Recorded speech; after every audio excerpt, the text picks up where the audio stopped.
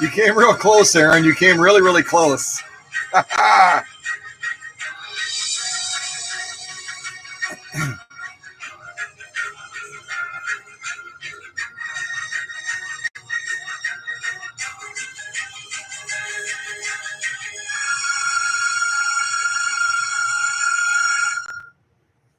We'll get started in just a little bit.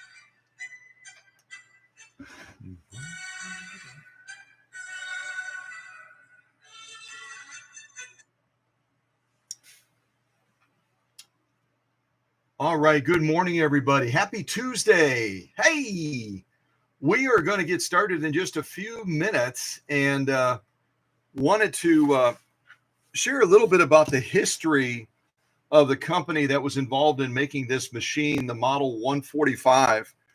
And the 145 is arguably a contemporary machine. It's not by definition a vintage machine. but the company that had a hand in making it is the oldest company that has sewing roots in the world.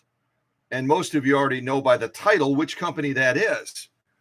In 1620, the King of Sweden, Gustavus II Adolphus, decreed a drilling and grinding plant for musket barrels to be based in Jönköping. And this factory ended up producing all kinds of weapons of war in the time. But as war started to dwindle, what a great thing, huh? As war started to dwindle, they were like, holy mackerel, our orders are dropping. People are not buying musket barrels and other weapons of war any longer. What do we do? And as most of you know, around 1872, Husqvarna decided to step into the sewing machine space. And so they, as a company, they've been around since the 1600s.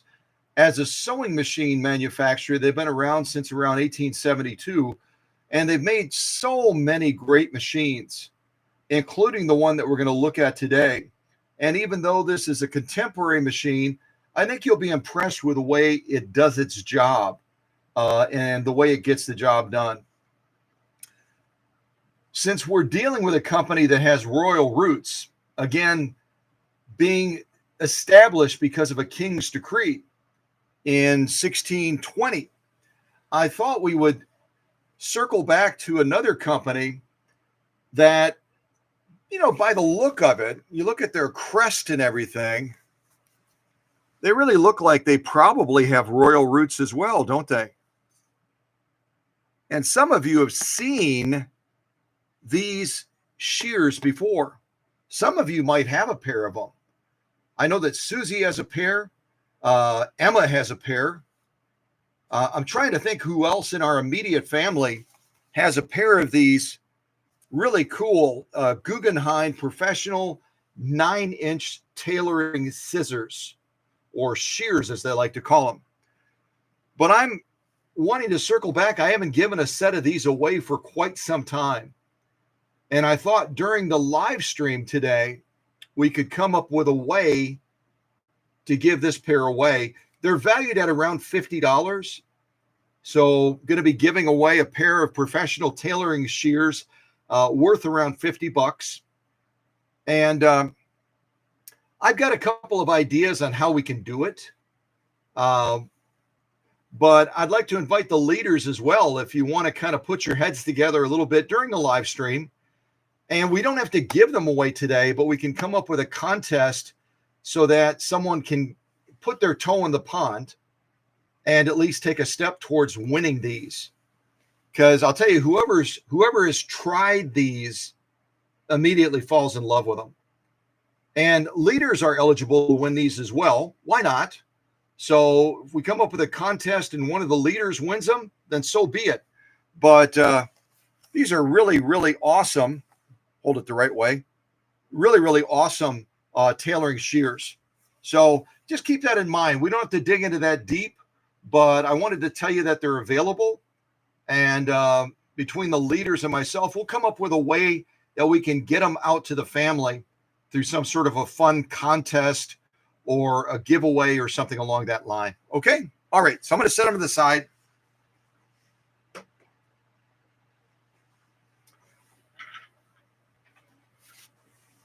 Also, I thought just for fun, since people that are involved with vintage machines are, in a sense, historians, right? We love history. We love old things. We love being able to date things and find the provenance of things. So for what it's worth, I thought I would share with you some significant events that happened in this day in history as well. And if you folks like this, we'll do it more often. Just kind of grab, you know, when on the day of the live stream or the premiere, we'll do a quick little history search and share some significant events that happened on this day in history. So on the sad side of things, on this day in history, most of you know the name Gandhi. Most of you know the name of Gandhi. very, very involved in a lot of movements. Some people would argue he was involved politically. He was also a spiritual leader as well. And sadly, Gandhi was assassinated in New Delhi by a Hindu fanatic on this day in history, 1948. 1948. Some of the other things that happened on this day in history, if you're into cars, the Japanese company Mazda was founded in 1920. So 1920, Mazda came on the scene as a Japanese automobile manufacturer. What else do I have that's kind of cool, kind of interesting? See if I have one more thing maybe to share with you. Oh, what else? Bum bum. Oh wow, this is kind of crazy. King Charles was executed for treason on this day in history in 1649. Going back to the same general window, 1649, we're talking about Husqvarna coming on the scene in 1620. Husqvarna as a company entity, they weren't making sewing machines yet, but in 1620 they existed because of a king's decree. And in that same general time frame, a couple decades later, we have a King Charles, being executed for treason in 1649, I believe it was. Yeah, 1649. So, wow. What else do we have? Maybe one more. Oh, wow. Shots were fired in the House of Representatives as someone tried to assassinate President Andrew Jackson. This day in history, and I'm seeing if I can find a date. Where's the date? They don't show a date on here. Hold on, I'll find it. Looks like around 1835. And last but not least, because at one of the last live streams, Tim had shared, hey, let's do William Tell overture. And part of it, as you listen to the William Tell overture, you hear a song that right away reminds you of the Lone Ranger, right? Right away, it reminds you of the Lone Ranger. And the Lone Ranger debuted on Detroit radio, not on TV. It debuted on Detroit radio in this day in history. And I'm seeing if I can find the date. Hold on a second. Let me see if I can find the date. Where is it? Hi-O Silver. Where's the date? Come on, give me a date. Otherwise, Tim will have to look it up since he introduced William Tell. Let's see. Come on. Mark of Zorro. All they're giving us is like around 1957. I think around 1957, early 1950s. But at any rate, blah, blah, blah. I thought it'd be interesting just to reach back into history a little bit, tell you about some of the events that happened on this day. Some very, very sad things, some very, very interesting things too. So, all right. So I'm going to close that little window. So I have one less window to follow on the laptop. Oh, let's see. Teresa's like, sounds like a good day to stay in bed if you want to live. Ha! There's always threats out there, aren't there? I mean, people can go to a movie theater and something horrible can happen. People can go out shopping at a mall and things horrible can happen. But the bottom line is, you know what? The bottom line is we have to have faith, right? We have to live courageously and live with faith. Yeah.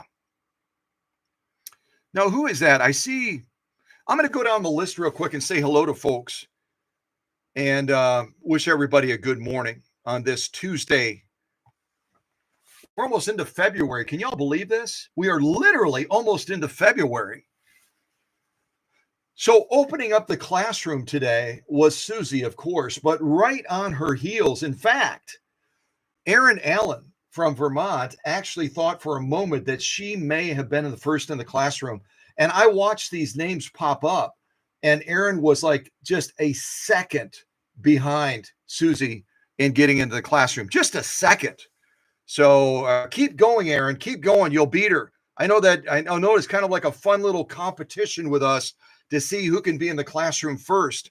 So just keep trying. Keep it on the radar. Keep watching, and no doubt the next live stream or premiere we do, someone's going to beat Susie. They will, because she'll get distracted. She'll be doing something else. She'll be checking her notes, and somebody will slide in just before her. So, but great to have Susie here as always. From Minnesota, Aaron Allen from Vermont, Kathy King. Also, good morning to Kathy King. Kathy King and I, as some of you know, share the same birthday, January 14th, which is super cool. Also, good morning to Teresa over there in Thorpe, Wisconsin, and to Tim as well. Good morning to Tim. And also, real quick, I wanted to remember to do it. With regard to Tim. Tim right now is a moderator, but he's not a managing moderator like Teresa. And I kidded around with the two of them that because Teresa outranks him, a managing moderator is the highest level you can get as a moderator, that she could throw him into a timeout. Well, I'm going to even the ground today, and I'm going to promote Tim to a managing moderator in just a few seconds. So let me see if I can click on Tim's name and make him a managing moderator. Let me see. Where is it? So right now, Tim's a standard moderator. I'm going to take away his moderator status for just a moment. So if Tim types something in the live chat while I'm making this quick little promotion, you might see him as a non-moderator, but that'll change shortly. So hang on there. Hang on just for a second. All right. So Tim right now is not a moderator. Tim, you're not a moderator, but with the magic of a click, I'm now going to make you a managing moderator. 3, 2, 1. So you'll have to click next to somebody's name, Tim, and see what new tools to take care of the family you have. What new tools you have. Yeah. All right. Let me keep going down the line here. So we said good morning to Tim, our latest and greatest managing moderator. Said good morning to Kathy. Oh, good morning to Candido and Rachel as well out in New York. And we're going to be opening Candido's package this morning. Checking out this motor that he sent that's going to be eventually heading back to New York and going to be used with a white rotary that he is very, very fastidiously and carefully and meticulously preparing and restoring for his beloved wife, Rachel. And if Candido wants to share anything more about that machine, feel free. But he shared some pictures of it with me. Looks like an absolutely gorgeous machine, especially with the strokes of restoration that Candido is bringing to that machine as well. Also, good morning to our dearest friend out in California, Alex Alcas. And I haven't asked Alex, but I hope his new job is going well. Hope he's doing well and having fun with it. And hopefully the business working with preemie babies is continuing to move forward and continuing to make strides. It sounds like from what Alex shared, it sounds like that the launch of that company that's going to be making preemie clothes out in California went incredibly well. So I'm really excited for that beautiful couple out in California and the good that they're trying to do through that line of clothing to benefit the weeest and the tiniest little tots that are born prematurely. Yeah. Let's see. I said good morning to Teresa. There's Tim, Alex. Who else do we have? Still scrolling. Also, we have Paula. Is that Paula Noel? The purple name, Paula One Art. Paula One Art. Somebody help me find out if that's Paula Noel. I'm just curious. Paula One Art. Yeah. Yeah. See if you can help me out. We'll find out which Paula that is. Well, it looks like no. Maybe it's not. Maybe that's not Paula Noel. That's a different Paula or Paula. Yeah, something like that. All right. All right. Who else do we have? And I think that's about it. I think we are almost at the end. Oh, good morning to. Oh, I already said good morning to Kathy King. I already said good morning to Kathy King. All right. Who else? Who else? Teresa types no. I don't know. Maybe Teresa can still throw Tim into a timeout. Maybe one managing moderator can throw another managing moderator into a timeout. I have no idea, but y'all can have fun with that a little bit, and it's all in good fun, right? I don't promote people to moderator or managing moderator because it's an ego game. They really are guardians. They really are guardians of keeping things safe and family friendly. And we've had our bouts, as some of you that have been around for a while know, we've had our bouts with people trying to disrupt our live streams and our premieres. And the moderators have had to take action to protect the family. And also they're the meet and greet force as well. They make folks feel welcome. They take care of the family. So it really is I think a great position to have. And I'm so grateful for each and every one that takes on that position to help manage these live streams and take such great care of the family. Oh, also good morning to Emma as well. Let's see. I'm in the background. I have some appointments this morning and a quilting class as well. How exciting. So it's great to have Emma here, even though she's kind of in the background.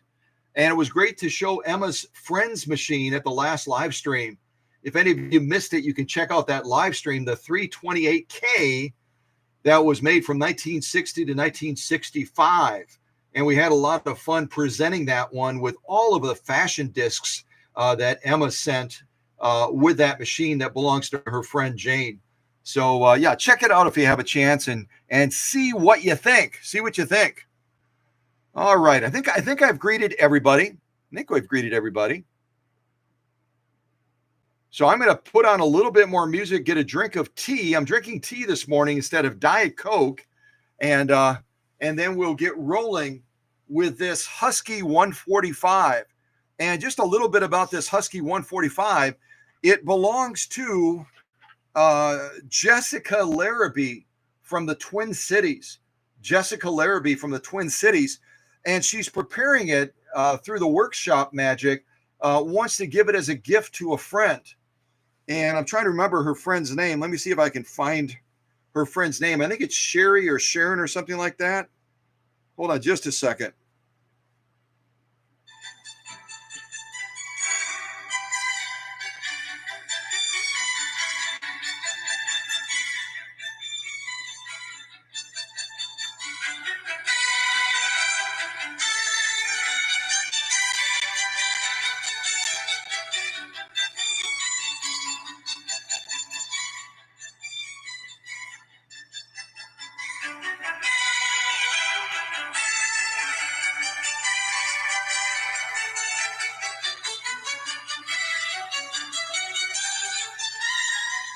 Oh my goodness, I messed up.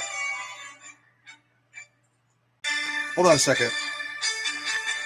I totally just goofed up. I had the wrong tag. I have these little tags with each machine as I'm working on them. And because I've been working on multiple machines at the same time, for example, this model 27, let me see if I can grab the camera here without disconnecting us. I've begun work on this model 27, which belongs to Jessica Larrabee. Jessica Larrabee. I totally goofed up. And the machine we're going to be presenting today is not Jessica's. It belongs to Shelly. Shelly from the Twin Cities also. So forget what I said. This is not Jessica's machine. This is Jessica's machine over here. And this actually belonged to Jessica's great-grandmother. I'm waiting on a couple of parts for it. And then I'm hoping to present this machine before Susie and I return it back to Jessica out in Coon Rapids, I think is what it's called. Coon Rapids, Minnesota. Kind of a neat little community outside of the Twin Cities area. So let me get it right now, hopefully. And the machine we're going to be looking at today, this Husky 145, actually belongs to Shelly Sampers. And Shelly, let me look up and get it right now and see who Shelly's going to be giving this to as a gift. A lot of you do this too. A lot of you will acquire a sewing machine and then you'll end up giving it to a friend or giving it to a family member. It's called regifting, isn't it? And let me see if I can find the right name and get it right now. Goodness gravy. Let's see here. Sherry. So Shelly's going to be giving this model 145 to Sherry, a good friend of hers. And it's going to be a resource to her to, use for different sewing projects and that. And I'll be the first one to admit that this model 145 is not a heavy duty sewing machine. It's not really a heavy duty sewing machine, but we're going to be pushing it like I always do just a little bit today and, trying it out on some of the heavier grade type materials. But I will not push it so far that I break it and then I have to fix the machine again. That would be embarrassing. Most of you remember I did that to that one machine I gave away. That was the 170th anniversary for Singer Class 15 replica that they made in India. So I don't want to repeat that. I don't want to break any more machines during a live stream. Don't want to do that. All right, let me put on some music again and then we'll get started in just a little bit. So once again, this is not Jessica's machine. Jessica is going to watch this and totally freak out and say, wait a second, you picked up a Model 27 from the early 1900s. How did I end up with a Swedish beauty? What's going on? Ah!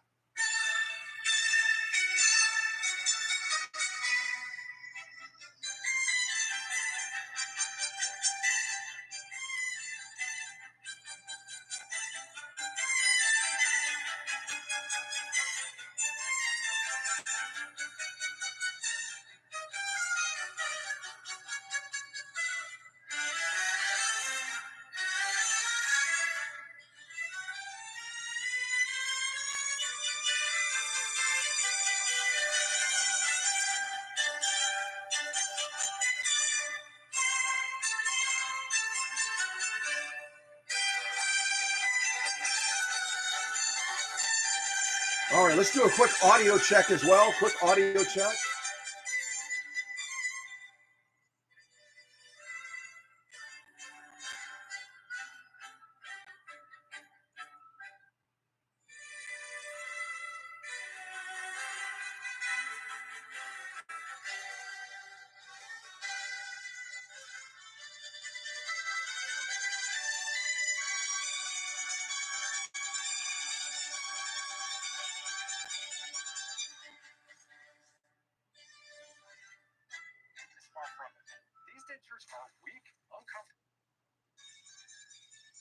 All right, test 1 2, test 1 2, test 1 2. Test 1 2, test 1 2. All right, test 1 2, test 1 2, test 1 2. Test 1 2, test 1 2. I'm getting a little bit of a weak mic. Let me move this mic over a little bit. Test 1 2, test 1 2. Testing 1 2, testing 1 2. Test 1 2, test 1 2. I'm getting a little bit of a weak mic. Let me move this mic over a little bit. Test 1 2, test 1 2. Okay. Testing 1 2, testing 1 2. Well, hopefully you're not getting the spinning on your screen today. The speed test looked really good when I did it this morning. So hopefully we get a great live stream feed and you're able to hear me clearly. And you're also able to see things clearly. I also remembered, Susie reminded me to adjust that zoom that I had put on the camera to accommodate that unboxing of Emma's friend's machine. I wanted to be able to zoom in a little bit more, so I set the camera to zoom, but then it kept throwing things out of focus when we were doing the live stream. So hopefully we don't have that focusing issue today with the camera. Hopefully not. All right. Almost set. Let me do a little bit more music and then we'll jump into this.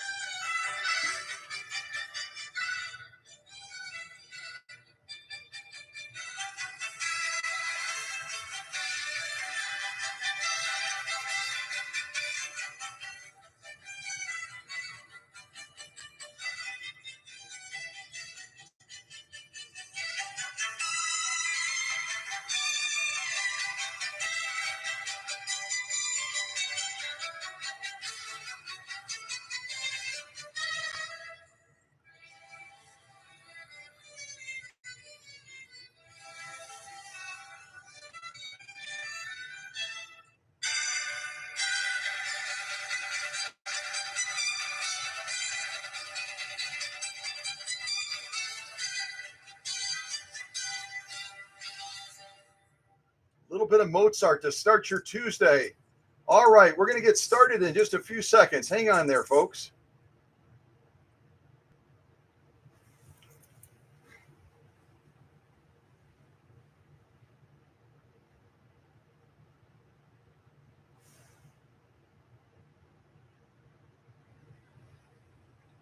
Actually, meeting a customer today, just answering a quick question from that customer. So give me just a second here, guys. Give me just a second.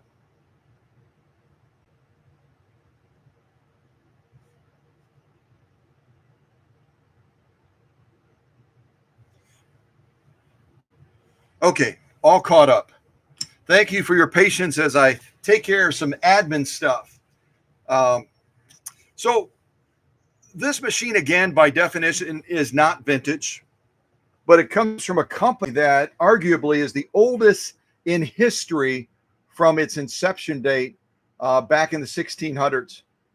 And this machine has a variety of different stitches. We'll be doing most of them. It also has an auto buttonholer, which I will not be doing. Most of you know I don't do buttonholes.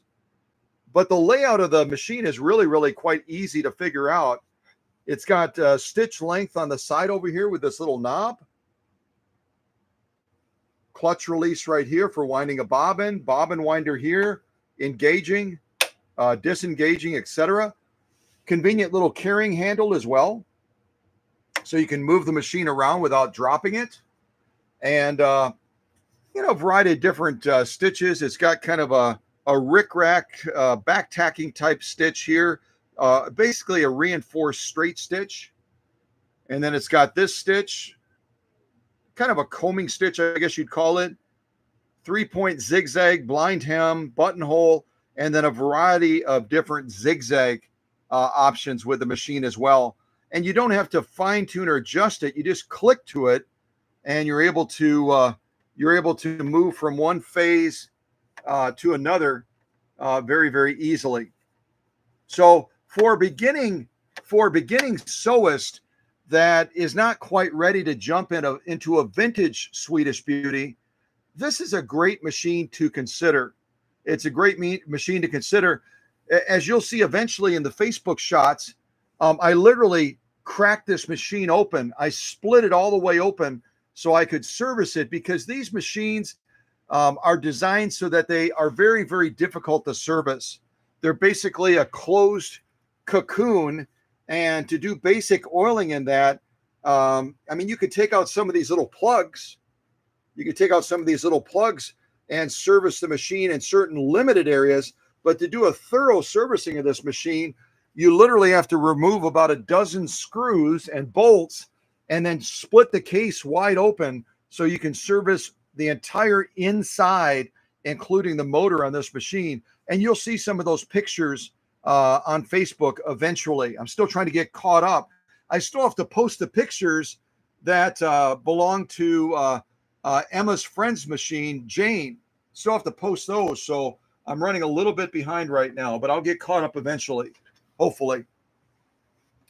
Now, the title is a little bit confusing, but if you look at this little plate over here, you're going to see that the machine had a number of hands involved in producing it. It had Canada. It had Cleveland, Ohio. Some people think Cleveland, Ohio is a country. It's not. Ohio, I think, is a state. So Cleveland, Ohio, Canada, and also China as well. So I love it when countries and other entities get together and they've got a hand in helping to produce a sewing machine.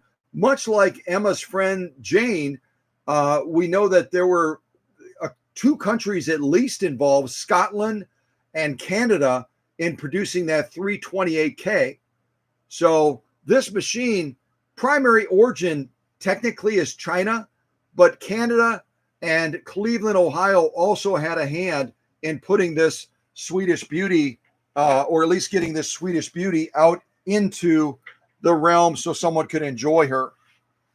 Now the setup on this machine today is going to be a little bit different. We're going to be a little bit different in our setup today. Not as far as the thread. I've got the same thread I pretty much use all the time. I've got the dual duty XP Coates and Clark sewing machine thread. I really do like this stuff. Plus, I can get lots of it for very little. But I hear that out in California, they got even a better deal going with Joann's than they do here. Apparently, out in California, it's not a matter of buying 3 and getting 2 free. Alex can maybe talk about that, but out in California, they've got a crazy deal at Joann's where you can get even more free thread. So if you get a real cheap plane ticket, you could fly out to California and you could meet Alex and his wife. You could walk around, hang out, and then you could go shopping at Joann's. And with your carry-on baggage, have about 25 pounds of thread. Much of it would be free because of the deal they have going out there right now. So, but yeah, this Husky 145, made in China, but also had elements of involvement from Canada and Cleveland, Ohio. And you can see here, they got some of these newer machines that are badge marked or marked, designed by, or something along those lines, where the general schematics of the machine have roots going back to that company that we recognize. It might be Singer, it might be Elna, it might be any one of those companies that has a third party or a third party country now manufacturing their machines. But here they're still proudly mentioning that it's a Husky 145 by Husqvarna Viking. So Husqvarna Viking is claiming that they had a hand in producing this machine, which is why I'm calling it a Swedish beauty, even though a lot of people might look at this and say, well, that doesn't look like a Swedish beauty. Are you sure? Really? But yeah, maintenance on this machine is a little tough. There are certain plugs you can take out. These 2 little plugs right here on the faceplate, that one and that one. Then you can access the screws to take the faceplate off so you can service those essential mechanical components inside of the faceplate area. But any of the other primary parts of the machine that require either grease or oil, there's no way to get to them unless you totally crack the case open. And there's always a risk when you've got a plastic shell like this. There's always a risk of opening these up because there's tiny, delicate little tabs that snap together. And if you're a little bit anxious or you get a little bit careless, you can break those tabs off very easily as you're opening this case up. So if you take it on, don't drink a lot of coffee or tea before you do it so you're not hyped up. Listen to some calming music, pet your dog or your cat, and then take all the bolts and screws out and very carefully try to open this casing up if you have a similar machine so you can service it. But a lot of these machines, even ones by Husqvarna Viking, they've gone to a maintenance-free type approach so that the buyer looks at it and goes, wow, I don't have to do anything to this machine to keep it running well. It's just going to run well automatically. It's like buying a car and saying, wow, they gave me such a great deal on it. I don't have to do a thing to keep it running well. I never have to change the oil or rotate the tires.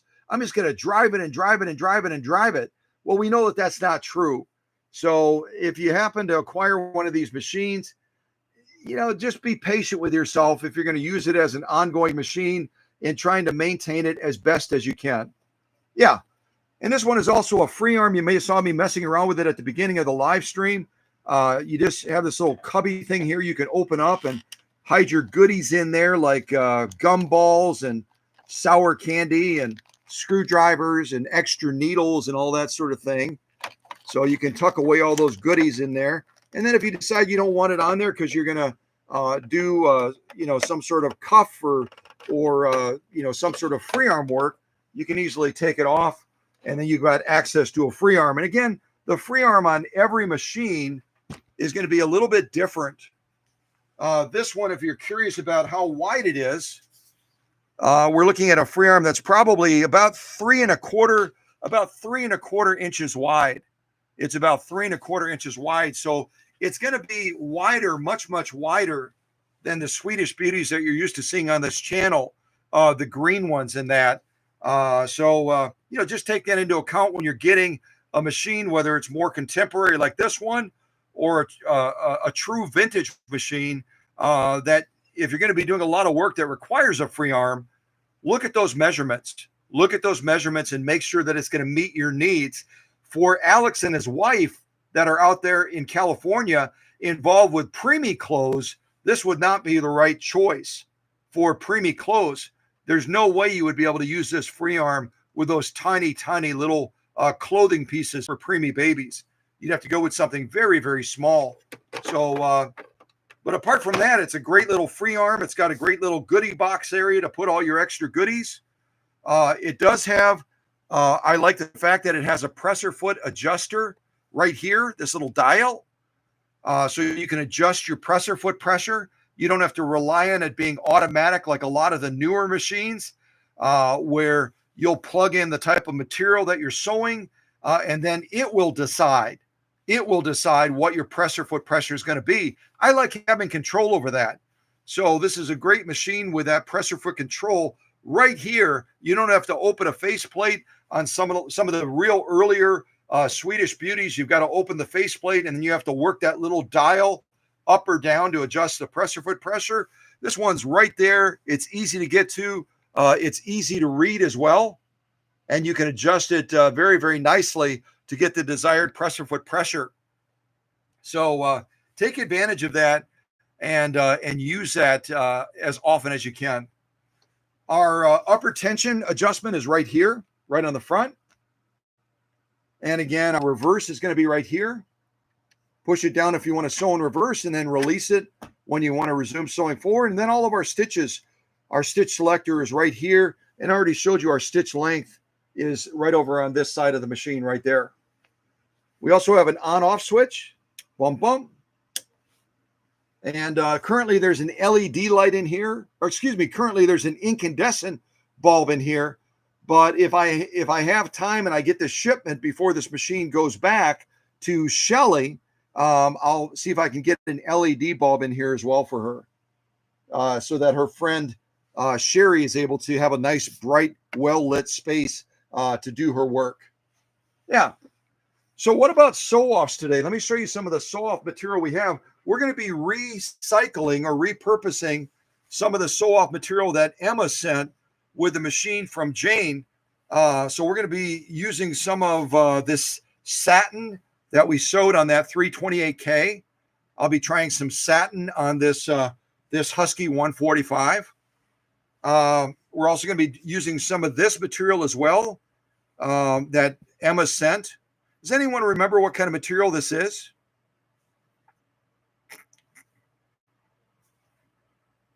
At any rate, we'll be using this material as well. And then we've got some of this outdoor material that Emma sent also that we did not use on the 328K. So we'll be trying some of this outdoor material.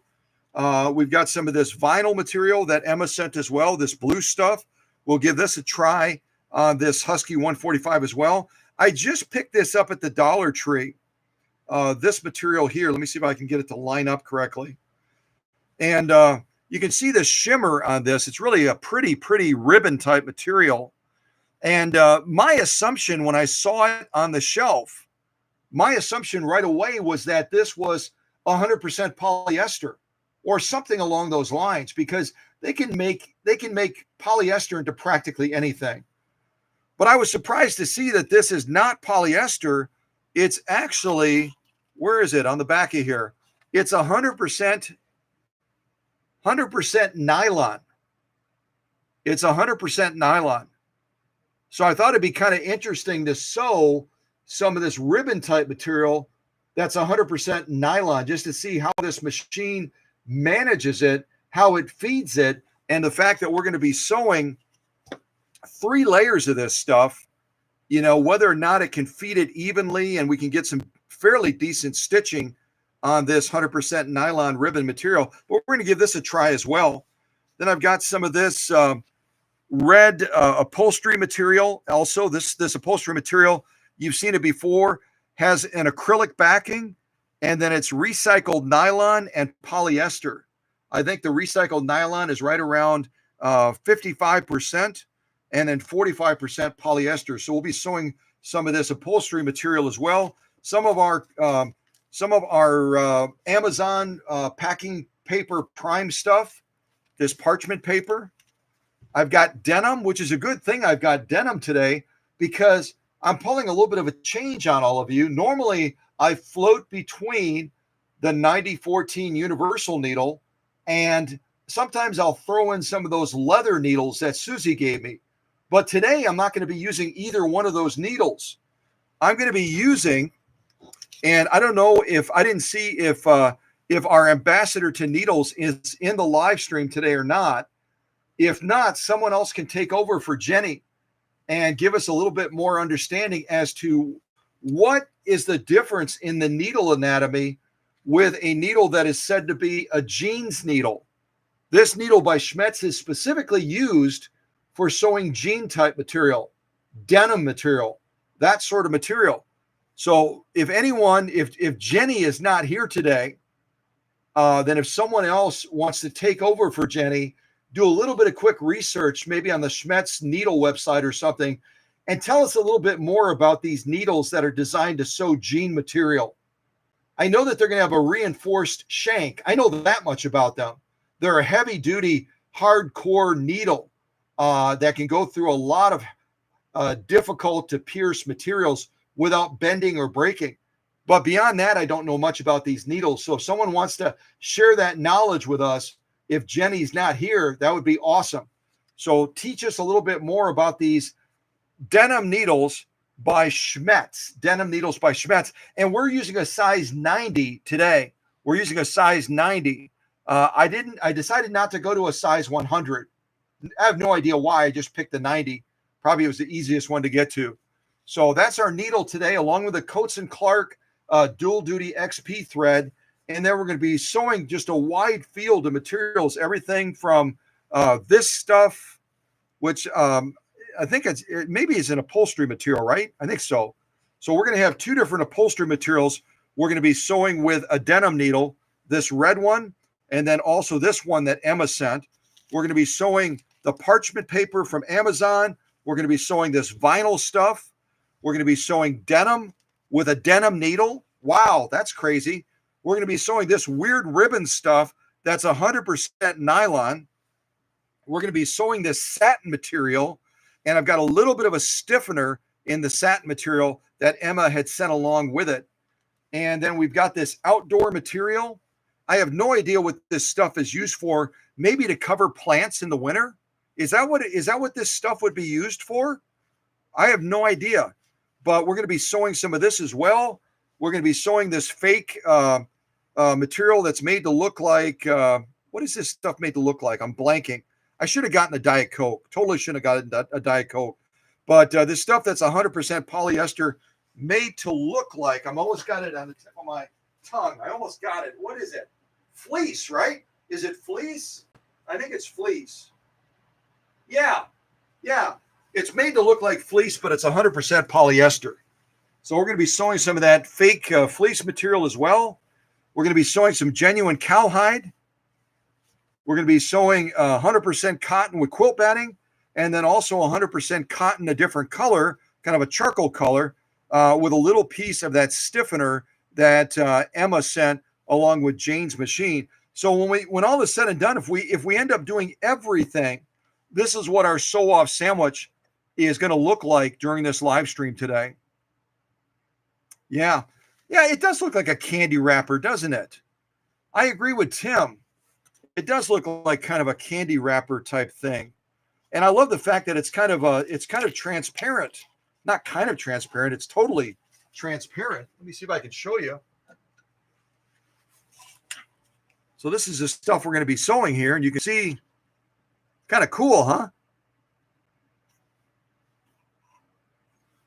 So I don't know how the stitches are going to show up on here, but we'll give it a try. We're going to try to do 3 layers of this really interesting 100% nylon ribbon material. And if you have a Dollar Tree, in your area, they're really, really expanding their craft section, not just with things that you could use in sewing applications, but in a huge variety of different crafty type applications. So nothing against the mainstay craft locations that a lot of people go to. But if you want to save a little bit of money and still get some fun stuff to play with, check out your local Dollar Tree first. And then if you can't find what you're looking for, go to one of those other venues and pick up what you need. But anyway, let's get going a little bit on this machine and see what we think as far as this Model 145 Husky by Husqvarna Viking. Again, Husqvarna Viking being a company that can trace its roots as a company all the way back to 1620. You know, Singer and Isaac Singer would brag about the fact that they were the oldest sewing machine company in the world, being established around 1851.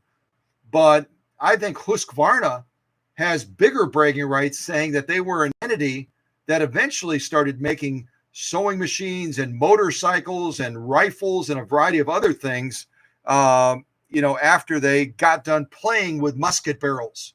Yeah, after they got done with tools of war, they said, okay, we're done playing. Now we'll make sewing machines, right around 1872. So, yeah, you'll want to really zero in on this machine and give a listen as well as it operates. I think it's surprisingly, for a plastic case machine, it's surprisingly quiet. I think it does a really, really good job of laying down some stitch power. And I want to ask for your help real quick. I want to ask for your help if you'd be so kind. I want you to help me convert, and we've done this before. I want you to help me convert the watts and the volts to an amperage rating on this Husky 145. So I'm going to tell you that the watts of this machine, W-A-T-T-S, the watts of this machine are 70. So 70 watts, and it's rated at 120 volts. So what is the amperage? What is the amperage if we're going to convert a machine that doesn't have the amperage on the machine casing? Can we figure it out by taking the watts and the voltage? The answer is yes, we can.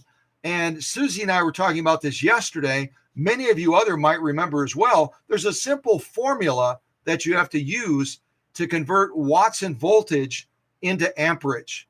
So if someone wants to share that in the live chat, what is our formula to do that with? Then we can figure out how big of a motor this Husky 145 has.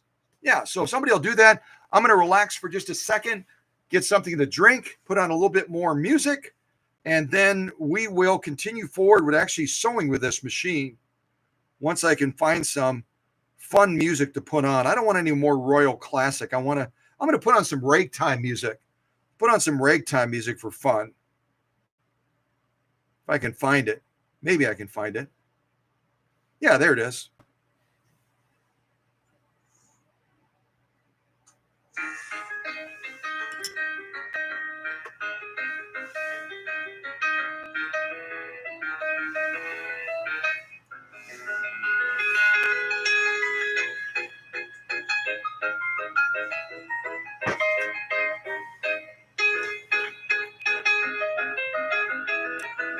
No one's typing in the formula, so I will type the formula in.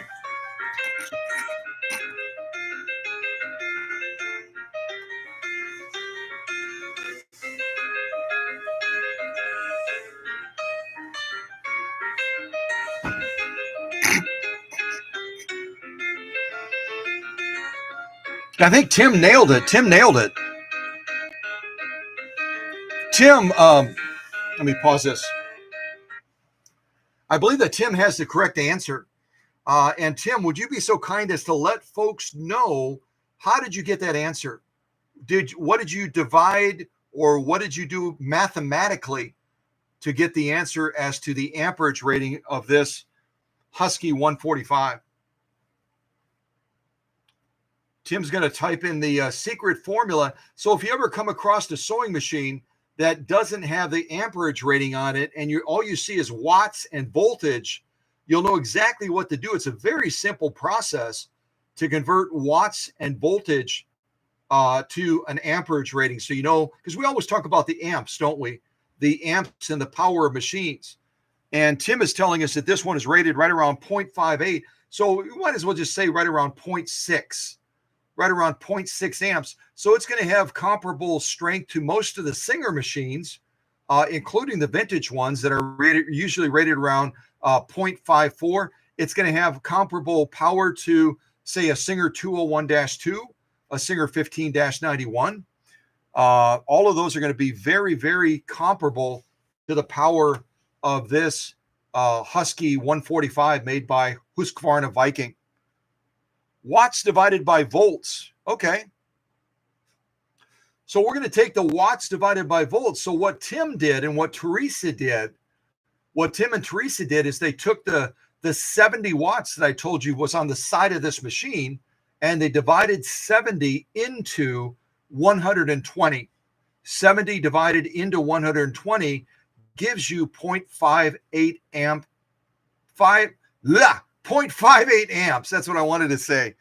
So yeah, we're right around 0.6 amps, right around 0.6 amps, which is a good size motor. It's not going to be as big as the motor that was on Jane's machine that we just featured, that Singer 328K made in Kilbowie, Scotland and Canada.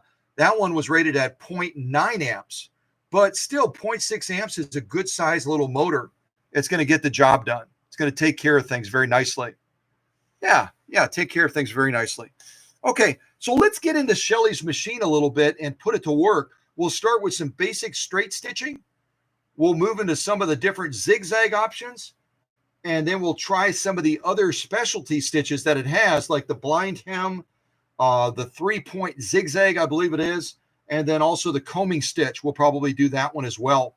So we'll get started on that. I'll get the material set. In the meantime, enjoy a little bit of ragtime music. Ragtime taking us back to, when did ragtime come on the scene? Does someone want to research that real quick and type it in the live chat? When did ragtime style music come on the scene? When was that introduced? Yeah.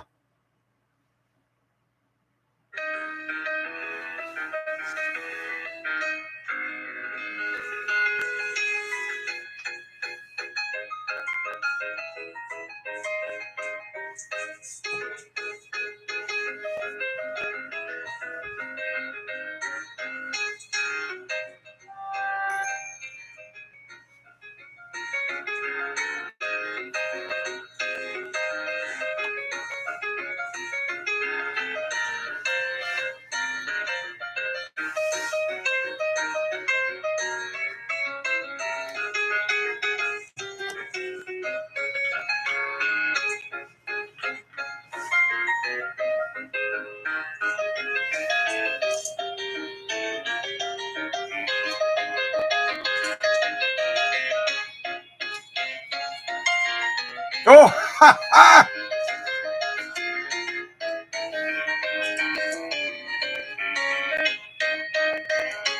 thank you, Susie, for the Diet Coke.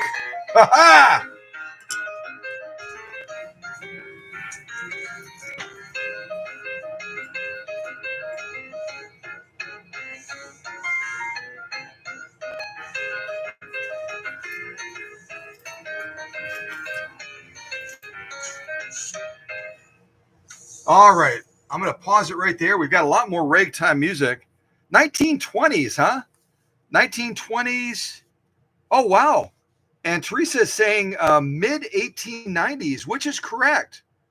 Which is correct. When did ragtime come on the scene? If those are the dates we're talking about, I mean, that's a big range, isn't it? Was there a range of when ragtime came on the scene? As early as the 1800s into the 1920s? I have no idea. But if someone wants to verify and fact check that, I'd just be curious. I love the music, don't you?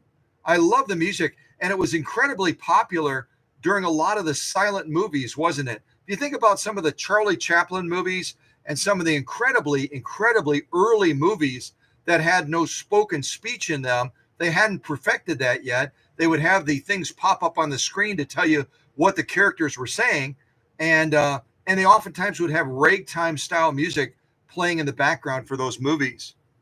Oftentimes would have it. Oh, hello to Irene. Irene Miranda. Yeah, it's a long time, Irene. Good gravy. How are you, dear? Great to have Irene here as well. And we also have Melissa that just popped in as well. According to hasty research, so ragtime goes all the way back to the late 1800s. Isn't that something? I just think it's marvelous music. But great to have Irene here as well. And if my memory serves me right, Miranda, Irene Miranda is also from the great state of California. At least the last time we spoke, which has been a long time ago, Irene was from California then. I know because I shipped a machine back to her. Yeah, yeah. So great to have everybody here. And if I missed anyone else, if anyone else joined the classroom a little bit late, you're welcome as well. Great to have you here. And I'm sure everybody, if you're in the live chat, everybody made you feel welcome. I'm sure they did. Yeah. All right. I'm going to pop in the Diet Coke. Susie snuck into our recording studio and stuck it within reach. So I just scooped it up, just scooped her up, and I'm going to enjoy a little bit of Diet Coke. And then we're going to start sewing on this Husky 145. Again, that has roots of China, Canada, and Cleveland, Ohio. Ha! There's 3 different entities that are stamped on the side of this machine as having a hand in producing this machine. That's kind of crazy, isn't it? Kind of crazy. All right. I like tea a lot. I don't know if there's any other tea drinkers. I know Susie's a tea drinker, and probably a number of you other from time to time will have tea. I like tea a lot, and I've actually gotten to be drinking a lot more tea since my transition away from Oconto. I was a pretty diehard coffee drinker there, and now I'm drinking a lot more tea. But some reason in a live stream, I haven't found anything to equal a Diet Coke. A Diet Coke is just like an elixir to me when I'm presenting a sewing machine. It just is. Just an elixir. So if you joined us a little bit late, I'll just go over it again. Our setup is we're going to be sewing with a Schmetz jean needle, a Schmetz jean needle, a size 90-14. I don't think we don't sew with jean needles very often. And I don't know. I did not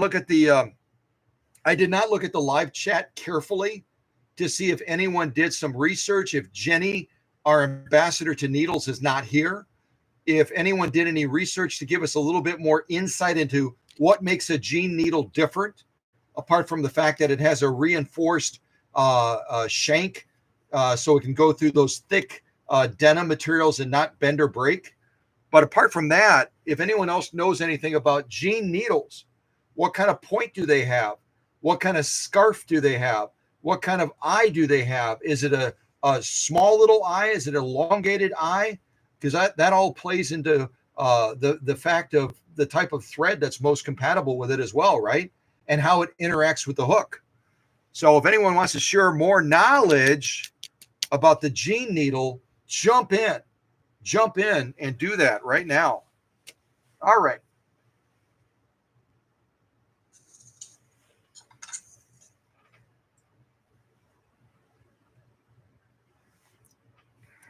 Okay, so we're going to get started. We're going to get started on this now. Again, this is Shelly Samper's machine, not Jessica's machine, like I mistakenly said earlier on. I'm dealing with a lot of machines at multiple times now, so sometimes I'll confuse who the owner is if I'm just kind of going off the cuff. But thank goodness for these little tags that I use. These little tags keep me on track most of the time as far as the owner of the machine in relation to the machine I'm working on. So we'll start with some basic cotton. I've got a stiffener in here that Emma sent. We'll lay down some straight stitching on this. We'll lay down a zigzag. And who knows, maybe we'll lay down one of the specialty stitches. And then we're going to jump into some of these other materials. And I'm really going to look for your help. I'm going to look for your help in picking these materials and choosing what we do with them, choosing what we do, how many layers, etc. All right, so let's start with this, and then we'll go from there. And again, this is a Husky 145 by Husqvarna Viking. It has a 0.6 amp motor. Tim and Teresa helped us figure that out. And yeah, so we'll see what we think. We'll see what we think of this machine and put it to work a little bit. We'll put it to work just a little bit. And I see from taking this machine apart and oiling it from one end to the other and greasing the cam stack and everything, I'm getting a little periodic drip of oil right there. So if you see a wet spot, let me know and I'll quickly wipe it up. I'll quickly wipe it up. All right. Let's lay down a straight stitch and then we'll go from there. And I do have it set on the longest straight stitch right now. So we'll see what that looks like and then we'll jump into some of these other stitches. Okay. All right, here we go.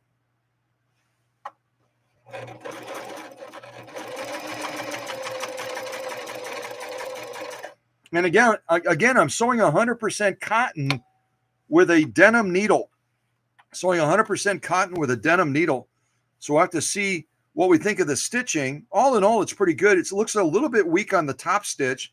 So I'm going to dial back my upper tension just slightly.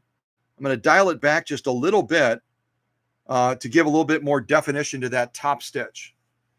So we'll clip this and then we're going to jump into some zigzagging on this material as well. I might lay down a blind hem stitch also.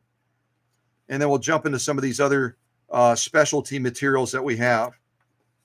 And I asked Susie to remind me not to push this machine too hard.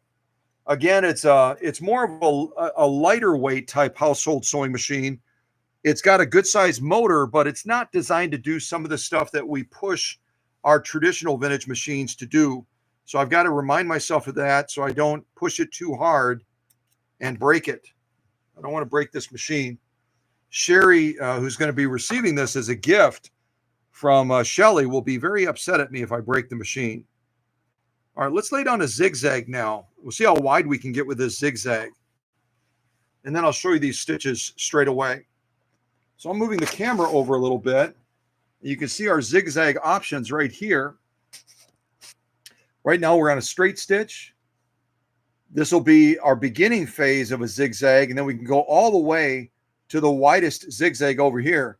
I'm just going to go to the widest one straight away. I already have the longest stitch length on, so let's lay down a zigzag now and see how big of a zigzag we can lay down with this Husky 145. Let's see what we think of this. I also need to get my take-up arm all the way to the top. There it is. You can see it kind of sticking out now saying hello. It was way, way down here, so I just brought it up so we can have a good launch. A good launch, a good lunch.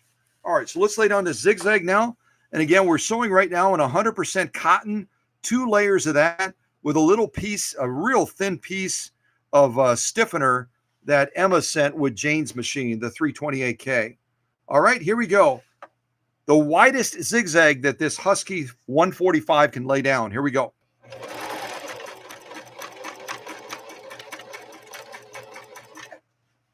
And that is a pretty doggone wide zigzag. Look at that. That's a good looking zigzag also. Very nice looking zigzag. And the setup on this machine, I should cover that as well, which I didn't. The setup on this machine as well, if we want to access the bobbin, we kind of get this little free arm cover thing out of the way. Open up our little door. And you can see our raceway system right here. Does anyone know what kind of raceway this Husky 145 has? This Husky 145? What kind of raceway does this have? Does it have a long beak shuttle system? Does it have a rotary system? Does it have a chain stitch system? Does it have an oscillating hook system? Does it have a Schnauzwanger Vernicious Knid hook system? Just recently watched the movie, Willy Wonka. So I kind of have Vernicious Knid and Schnauzwanger stuck in my head right now. But yeah, what kind of hook system does this have? And when you're threading this bobbin, you're going to be putting that bobbin thread Why don't we take a look? We'll actually remove it and take a look so we know. Set our sew off right there.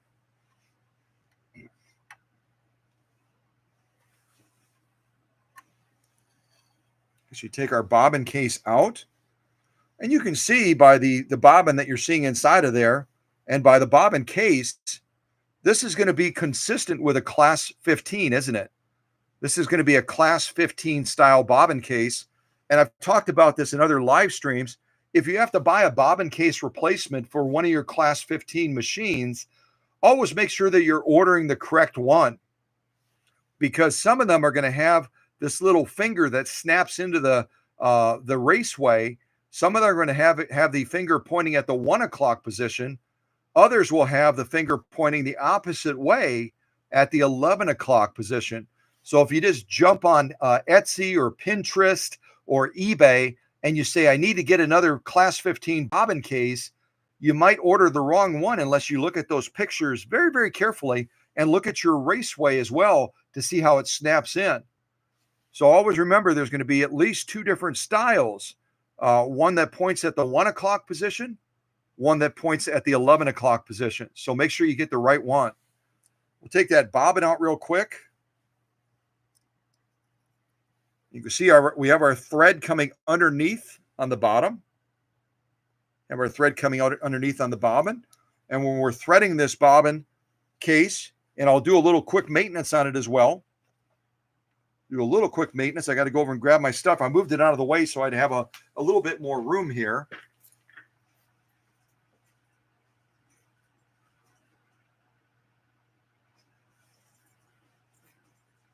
A little bit of sewing machine oil, crystal white sewing machine oil. And if you got a really dirty, if you have a really dirty bobbin case, or you haven't cleaned it for quite some time, take a little bit of rubbing alcohol. Take a little bit of rubbing alcohol and swab the inside of that bobbin case before you reinsert that bobbin.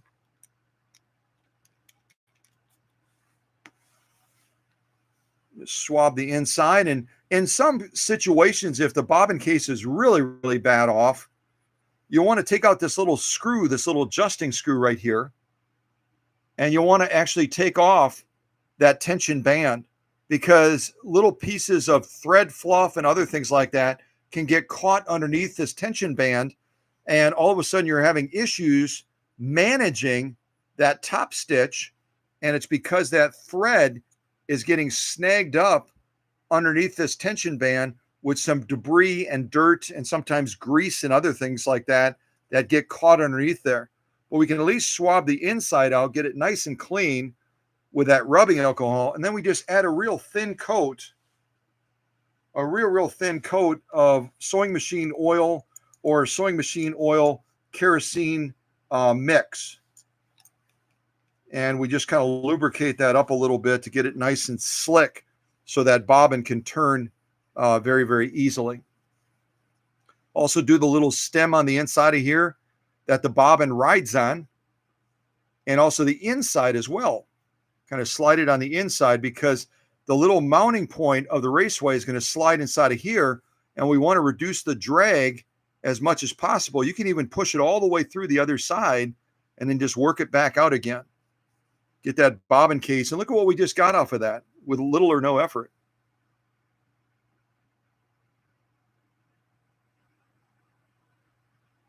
So if you haven't done maintenance on your bobbin case for a while, go ahead and do that today if you think about it, while you're thinking about it, and you'll have a much happier machine.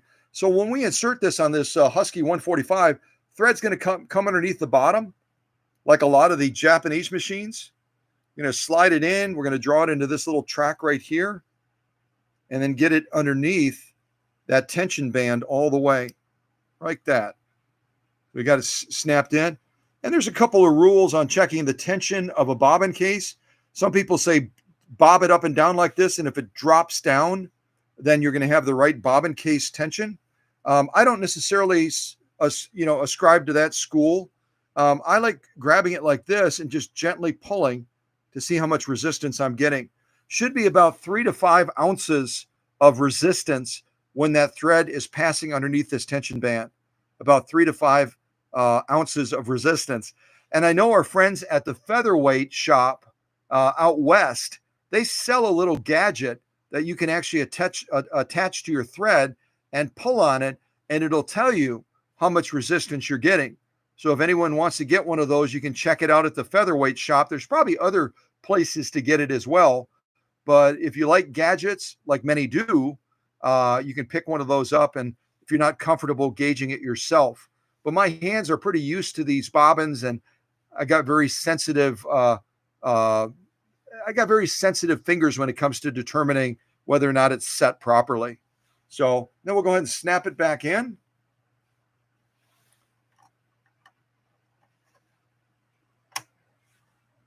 Get our little bottles put away.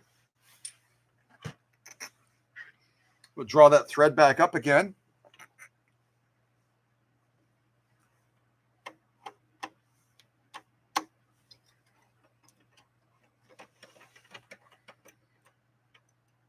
There we go.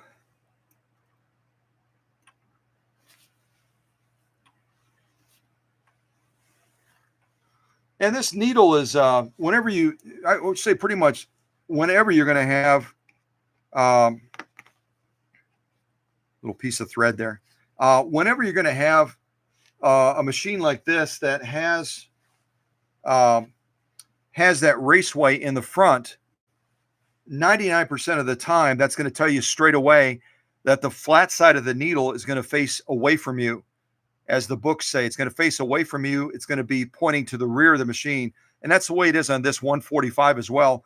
When you slide that needle in, this has a real deep needle socket. You really have to kind of wiggle that needle up. And then finally it gets all the way to that top stop point, and then lock it in place with the flat side to the rear. So that tells us that as this hook system is operating, as this hook system is turning, it's going to be grabbing that thread from the rear on the back side of the needle on the scarf. Okay. Yeah. You can also do basic maintenance on this oscillating hook system. If no one guessed it, this has an oscillating hook system. So with an oscillating hook system, you can remove a lot of the raceway components and do a deep cleaning on it periodically, and also check that hook as well to make sure that it's nice and sharp. You never want to dull a hook on a hook system. It's got to be sharp to grab that thread. Okay, so let me close that back up, and we'll take a look at this stitching that we just did. Again, we're sewing on 100% cotton right now with just a real light stiffener that Emma sent with the 328K that we presented at the last live stream. Yeah. All right. So this is, I believe, our top stitching. Let me go over here first.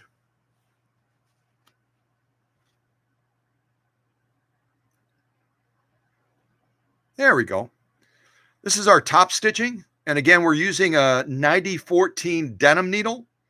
A 9014 denim needle. We lay down a basic straight stitch and a zigzag. We went with the longest straight stitch that the machine can do, and we went with the widest zigzag that the machine can do. Let's look at it like this as well. So we've got a really good looking, I think a good looking straight stitch, a good looking zigzag as well by this Husky 145 model that again was made cooperatively between China, Canada, and Cleveland, Ohio. I'm not sure how Cleveland, Ohio fit into the equation, but they did. Really some good looking stitching, some premium looking straight stitching, and also zigzagging on this 100% cotton with this stiffener. So let's turn it over now. Let's turn it over. Look at that lock stitching. Kind of get over here and show it to you like this first. So we've got a nice looking straight stitch and a zigzag going down the line. Again, our lock stitching. And we didn't do a heavy sew off. I mean, it's fairly lightweight cotton, 2 layers of it with a stiffener, but some really, really good looking stitching on top of that. So look at that. Beautiful, beautiful stitch quality. So some of the more contemporary machines like this Husky 145 that was made by or through Husqvarna Viking, they've got their ducks in a row. they've got their ducks in a row. You've got a good looking straight and a zigzag. This would be a decent little machine for, lighter weight sewing, although we're going to be pushing the machine a little bit today, and seeing what it can do. Seeing what it can do.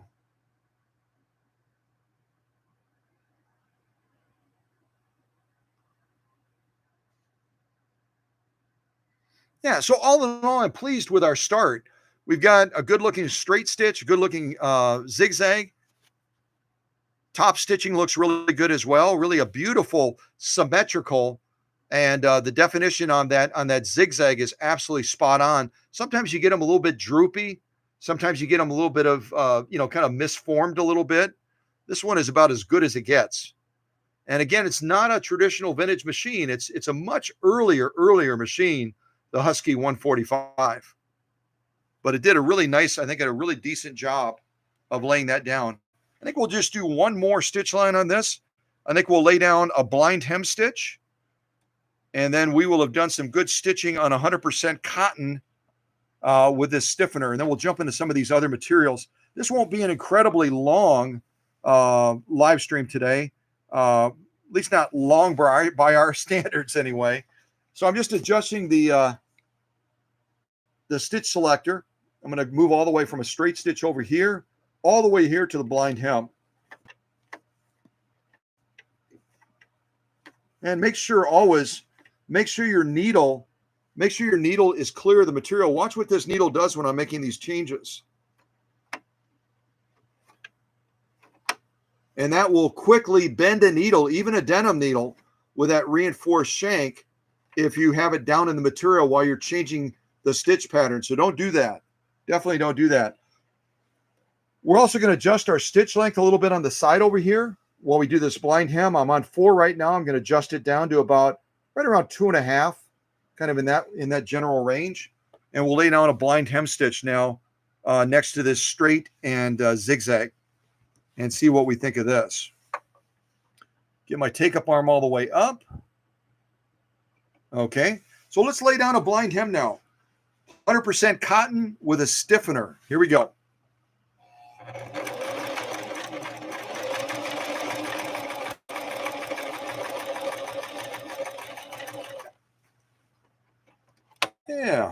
Yeah, that's looks like our yeah. We have to make a slight adjustment here. It looks like our top stitching, as far as the joining points, looks like it's kind of a stretch blind hem stitch. It's got that gap point in between. It's not nearly as well defined on this top stitch as it is on the lock stitch. You can see those stitches very clearly on the bottom of the lock stitch. So I think we might sew it one more time and just make a subtle adjustment of dialing back that upper tension a little bit to get that top stitch to pop just a little bit more. It's not bad, but it could be much better. It's not bad, but it could be much better. If you compare the joining straight stitches here with the lock stitching on the back, it's noticeably more poppy back here. So we're going to make just a subtle adjustment for this particular stitch pattern. We're going to dial back our upper tension just slightly. We're right around on 5 right now. We're going to take it down to, right around 4.5 in that general range. Take it down to about 4.5 right there. And we're going to try that blind hem stitch just one more time. See if we can get that top stitch to pop a little bit more than it is right now. And it's really important that you understand how to deal with tension issues on your sewing machine, whether it's a Husky 145 or whether it's a featherweight. You've got to understand the concept of adjusting tension. The bobbin case that we just had out is going to be pulling down to define this top stitch. The upper tension out of view right now on the camera shot is going to be pulling up to define the lock stitch. Right now it's pulling up too hard and it's taking away some of our definition on those joining straight stitch points on this blind hem. So I've dialed back that upper tension just a little bit, and we're going to see now if we made a difference. Maybe we went too far, maybe we didn't go far enough, but we'll give it a try and see what we think. All right, here we go. One more blind hem stitch.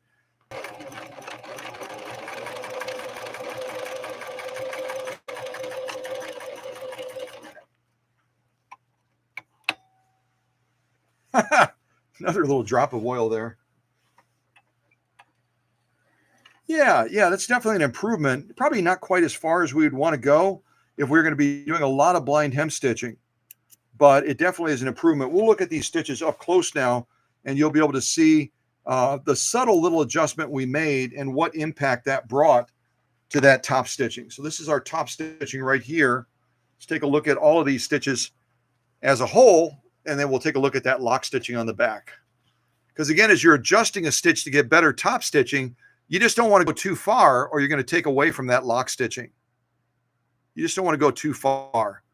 Still a little bit weak compared to the lock stitch. It's still a little bit weak, but if I turn it on an angle so the light can capture it a little bit better, because our lighting is a big factor in you seeing on the camera what I'm seeing here. But we definitely made a difference that blind hem stitch is definitely a little bit more pronounced with the adjustment we made on that bottom row there. Let's go across and look at all of them. Some really good looking top stitching. And again, this is definitely not considered a traditional vintage machine. It's a much more contemporary machine, but it's doing some really good looking stitching. Look at it like this as well.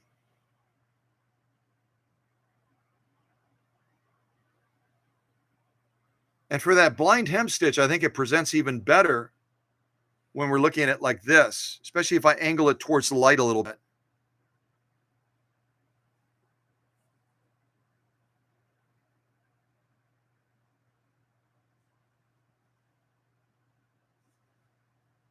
There we go. That's a pretty good angle, I think. So 100% cotton with a stiffener. We laid down a straight stitch. We laid down a zigzag. We laid down two different blind hems, made a little bit of a tension adjustment so we could make those joining straight stitch points for the stretch blind hem pop just a little bit better. I think we accomplished that. Now let's take a look at the lock stitching, which is much, much more poppy, which means we still would probably have to dial it back just a little bit further. But we'll take a look at all those stitching, kind of go across, and you can take a look at them.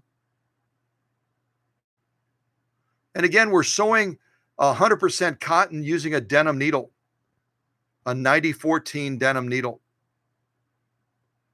And this is got a thin little like rice paper stiffener in between. You can see it sticking out the end there. So some straight stitching, zigzag, blind hem, some really, really good looking stitching, I think. It's not perfect, but it's definitely page 34 when it comes to what this Husky 145 is doing.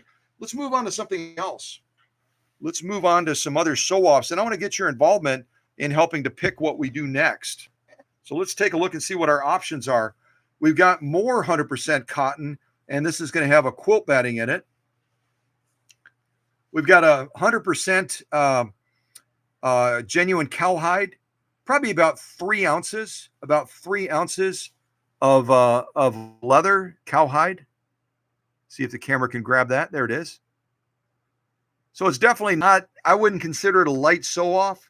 I would consider it to be on the upper threshold of what I would use a Husky 145 to do. I'm definitely not going to do 2 layers of cowhide on the Husky 145. It just wouldn't be a wise thing. But this 3 to 4 ounces of genuine cowhide is going to put this machine to enough of a test to see if it's capable of handling leather sewing. And again, we're not using a leather needle. We're using a denim needle, which is okay. So we've got that as an option. If someone wants to pick that, we can try that. We've got this fake fleece material. That's 100% polyester. That's always kind of fun to sew. Then we also have this outdoor material that Emma sent with Jane's machine. We've got this satin, which we will probably, if we sew this, we're going to have to really dial back that presser foot pressure so we don't get bunching as we're sewing down this satin material. So I'll have to remember to do that when we sew that. And we got this weird ribbon material. I think Tim described it almost like a candy wrapper. It's transparent, translucent, whatever it would be. Real sheer. You see my finger behind it. We got 3 layers of this stuff, and it's 100% nylon.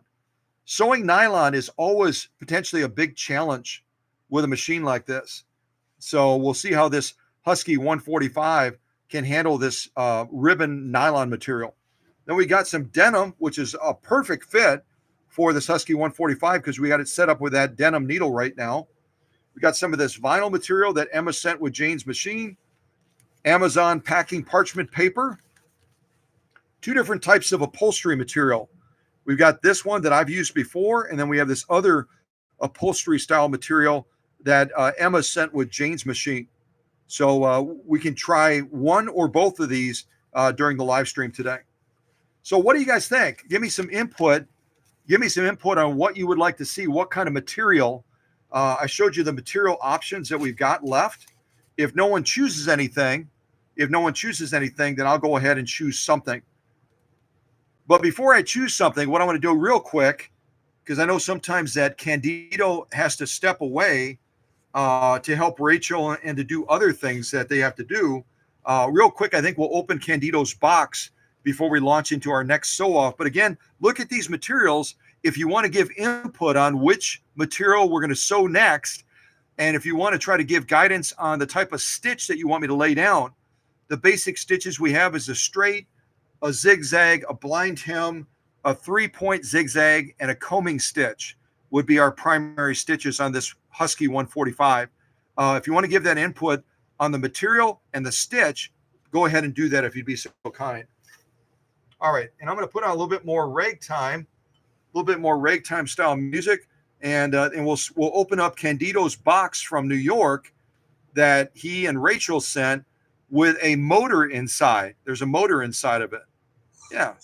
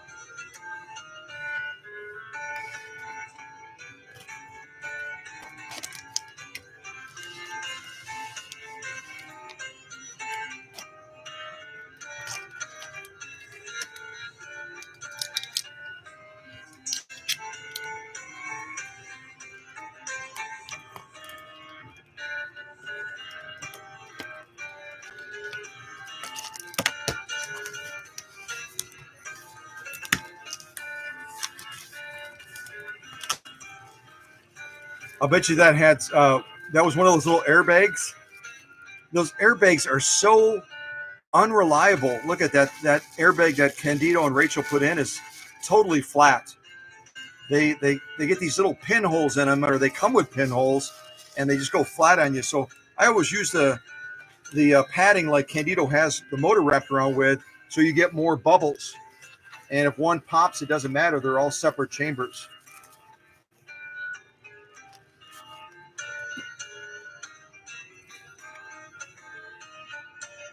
All right, a little bit more. That's labeled as ragtime. I don't know if you'd consider that ragtime or not. Let's see here. Let's take a look at this motor that Candido sent. And again, if I understand correctly, this is going to be a motor that will go with the white rotary that Candido is preparing for Rachel. Candido's been working really hard. He sent me a little video of the machine. Matter of fact, if Candido is in the live stream and doesn't object, if he doesn't object, oh, hello to Bry Guy as well. Hello to Bry Guy. I just saw Bry Guy in the live chat. If Candido doesn't object, I'll show that little video clip that he sent of his progress work on Rachel's machine. That'd be kind of cool. So somebody let me know if Candido is still in the live chat. I'll go ahead and post that video so you can see it. Or not post it, I'll share the video. That's what I meant to say.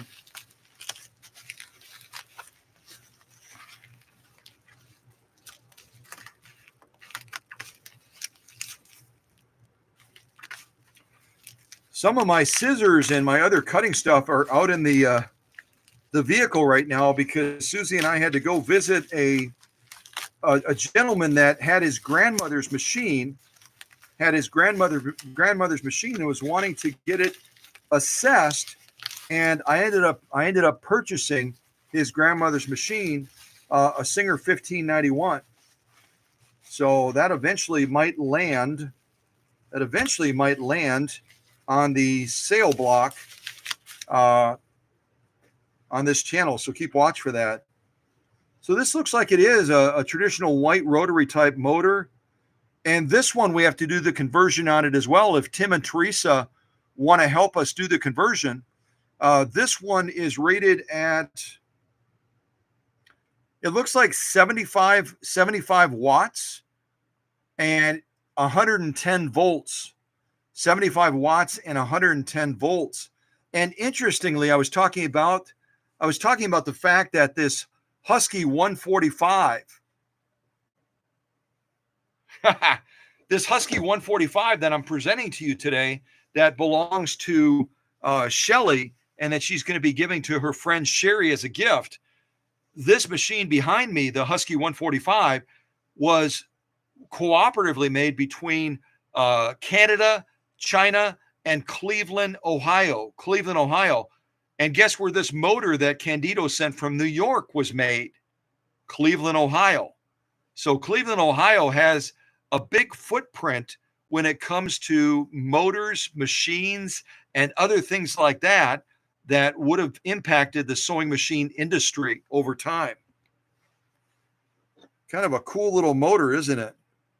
It's going to try turning the output pulley, which is not turning very, very nicely right now. And I don't know if this is, I didn't realize Candido is at the hospital with Rachel. Okay. Well, I hope everything's okay, Candido. I hope you're okay, my friend. Prayers and blessings on you guys. Prayers and blessings. And Candido said it's okay that I show you that little video clip that he did of the work that he's been doing on Rachel's machine. Let me see if I can pull it up real quick.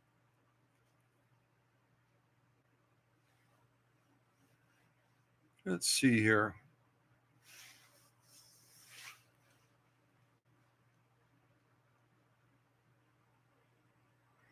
So this is a little clip that that Candido sent me.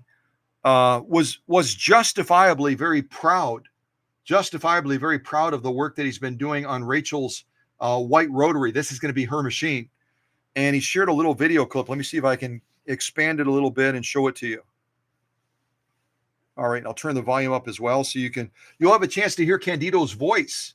How cool is that? All right, so let's get the camera in there. Whoop, what did I just do? I hit the wrong thing apparently. Okay, there we go. So this is Candido's white rotary he's working on for Rachel.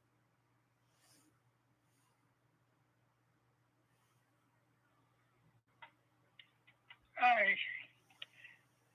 Hope you all having a wonderful day. Just wanted to show you what I've been working on, cleaning up my vintage white rotary, circa 1913 to 1920 maybe. That's what I understand. The patent is 1913. Hold on a second. Let me bring the microphone over. On the plate. As you can see, June 3rd, 1913 is the last patent. So that's in the book. Let me start this over. With this machine. Hi. Hope you all having a wonderful day. Just wanted to show you what I've been working on, cleaning up my vintage white rotary, circa 1913 to 1920 maybe. That's what I understand. The patent is 1913 on the plate. As you can see, June 3rd, 1913 is the last patent. So it's in the book that I got with this machine, it also, this very same model, they talk about it being a feather machine. So I would think this machine is dated about that. All right. So hope you enjoyed it. I've been cleaning her up underneath as well. Hope you can see that a little bit. She's in really nice shape. And this is Rachel's baby here. Okay? God bless you guys, and thank you for sharing. Bye-bye. Well, I moved the microphone right over here, and I'm hoping that when moving the microphone over, you were able to hear Candido okay. He talks very softly. But incredibly proud of the work that he's done, and he should be on that machine he's going to give to his lovely wife, Rachel. That white rotary machine. Rotary machines are ridiculously strong. So this motor, again, is rated at around 75 watts with 110 volts. And I'm looking at the live chat. I don't think anybody did the math. So I'm going to do the math real quick myself. And again, the way you convert a machine motor or a machine on the casing where it gives you the volts and it gives you the watts is you divide the watts into the volts. So in this case, we're going to divide 75 into 110. 75 divided into 110. And that tells us that the motor strength is going to be, and it's actually even a little bit higher than Tim just rated it, but he's really, really close. If you divide 75 into 110, you actually get almost 0.7 amps, 0.68, 0.68, 18. So again, it's real simple. If you come across a machine and you're going, gosh, I wish I knew what the amperage was on this machine. Now you know. Tim and Teresa earlier on in the live stream shared with us the secret formula, and it's simply taking the watts, dividing it into the volts, and it gives you the amperage. Okay? So this motor that Candido sent from New York is rated at almost an amp higher, or excuse me, a tenth of an amp higher, almost a tenth of an amp higher than the machine that we're working with, the Husky 145. And I don't know if this motor is serviceable right now or not. We could certainly try to do a bypass on it. It's not turning real free. It's turning kind of rough. Yeah, you're welcome, Candido. Hello to Rachel. We love you guys, and we hope everything is continuing to go well with Rachel's recovery. You guys are an incredible blessing to us, and we're so grateful you're part of the Cow Country family. We've got family all around the world, and we're so glad we have you from New York as part of the family as well. Good, everything is well, so maybe it's just a checkup. I'm going to turn this a little bit more and kind of loosen it up, and then maybe we'll do just a quick bypass, just a real quick bypass on this so that we can fire it up and hear how it's running right now, maybe, huh?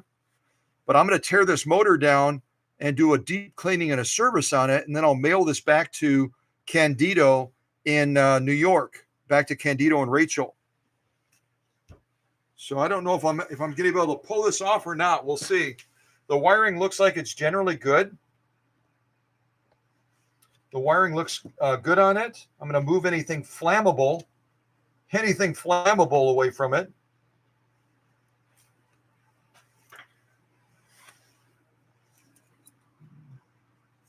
I don't know if I have a piece of, yeah, I do. I do have a piece of wood. Hold on a second.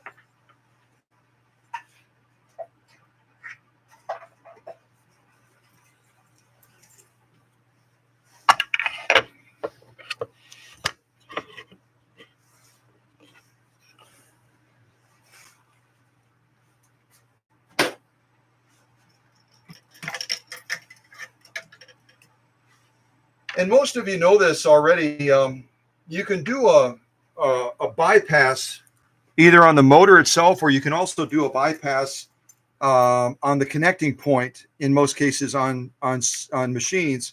to tell whether or not that motor is operating properly. And we don't know at this point what's going to happen when we fire it up, but we'll give it a try. And these contacts are real close to each other. You can kind of see that. So if you do a bypass like this, you have to be incredibly careful, so we don't have a 4th of July. See if we can put a little bit of electrical tape between there. Let's see here. Just put a little piece of electrical tape in between, and that way we'll lessen the possibility of having a 4th of July experience.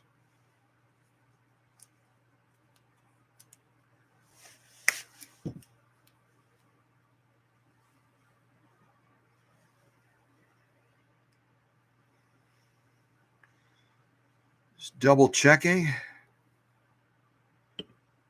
Okay, I think we're going to be okay.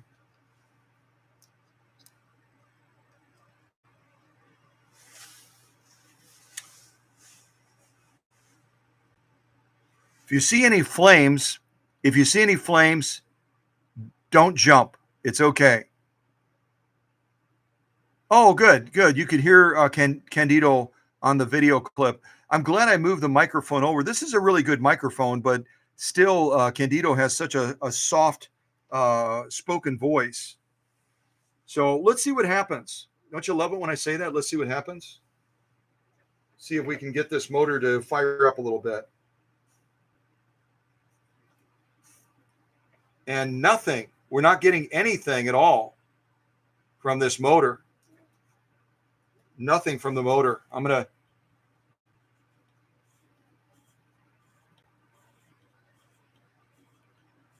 The motor is kaput. Check under the main cover.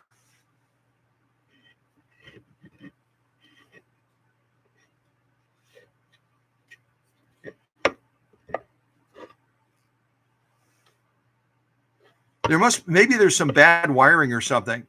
I can't see what's under the main cover right now, whether Candido's talking about this cover here or this cover here.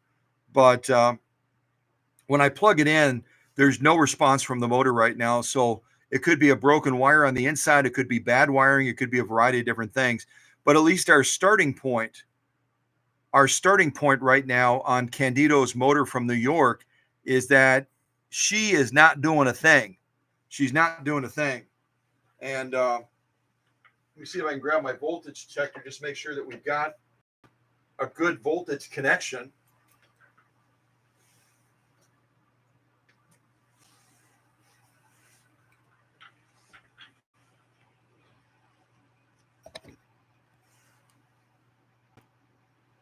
Yeah, we got a good voltage connection for sure.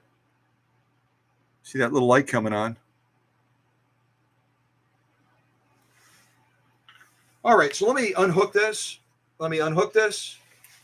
Right now the motor is non-responsive, and watch for more on this. Eventually we'll circle back to this motor, and hopefully I'm able to get her back running well again so that she can be a part of that white rotary that's going to be Rachel's machine. Okay, so I'll move this out of the way right now, and we'll focus back on this Husky 145.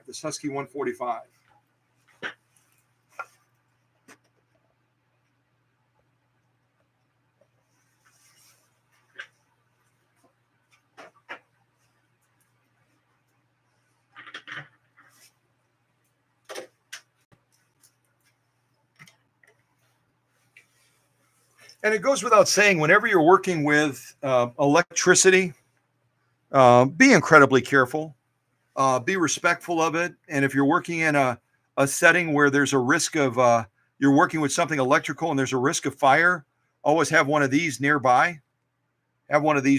Just in case. And again, just respect electricity. It's incredibly powerful. Susie had shared with me a story of when she was working in the restaurant industry. And was working on a wet floor, and was trying to, I think, pull out a cord on a fryer or something like that. and somehow got zapped, and it knocked her all the way across. It knocked her all the way across the room. And she said from that point forward, she had a very, very big respect, a very big respect for electricity. Probably respect for it before too, but when you get zapped, it really awakens you to how dangerous electricity can be. So always be careful. Always be careful. But I want to thank Candido and Rachel for sending that motor. I'll do my very best. I'll do my very best to get it back running again. Try to get it running again and running well. All right, so let's get back to this 145 Husky made through the Husqvarna Viking Sewing Machine Company.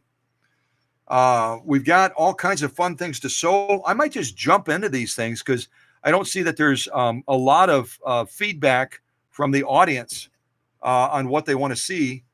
Again, we've got this 100% cotton with quilt batting as an option. We've got this really cool ribbon material that's 100% nylon. Kind of looks like a candy wrapper, Tim said. We've got 100% cowhide. We've got vinyl. We've got denim. We've got this outdoor material stuff. We've got this fake fleece material. It's 100% polyester. We have satin. We've got Amazon parchment. And then we have two different types of upholstery material as well that we could try to sew. And again, the stitch options that I'm offering are a straight, a zigzag, a blind hem, a 3-point zigzag, or a combing type stitch as well. A combing type stitch. Dealer's choice. Melissa's saying dealer's choice. All right. Well, I'm just going to jump. Why don't we try to see how a denim needle, I don't know that I've ever sewn on Amazon Prime packing parchment paper. Try saying that fast a couple times. Amazon Prime packing parchment paper. I don't think I've ever sewn this with a denim needle before. So we'll give it a go. And I'm not going to go crazy again. This is give it a go. And I'm not going to go crazy again. This is a lighter weight duty type household machine by Husqvarna. So I'm not going to push it as hard as I do some of our vintage machines. But we'll probably do, let me see what I can get out of this little piece that I have here. We've got 2, we've got 4,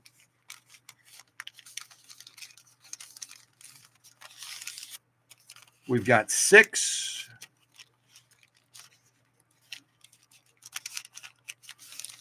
why don't we do 8? Why don't we do 8 layers of this Amazon Prime packing parchment paper stuff? We'll do 8 layers, which, you know what? It's not I wouldn't consider it a light sew off. That's what we're going to be going through. Kind of looks like that, like that. So we'll do Amazon packing parchment paper. And then I'm going to see here. Let me move this a little bit closer. Yeah, maybe I'll do something other than a straighter zigzag. Who knows? Let me see what I can do.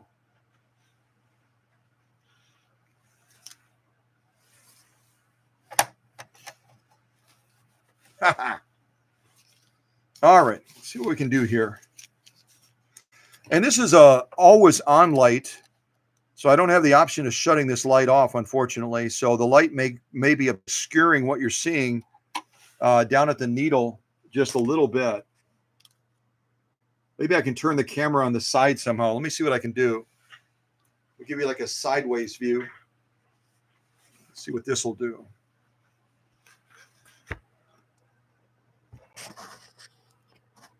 That's pretty cool. Let me try one more box.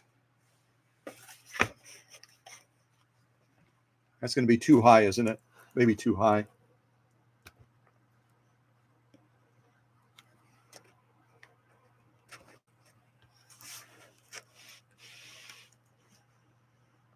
See if I can do this. I don't think I'll be able to do. Maybe I'll be able to do this. Maybe not.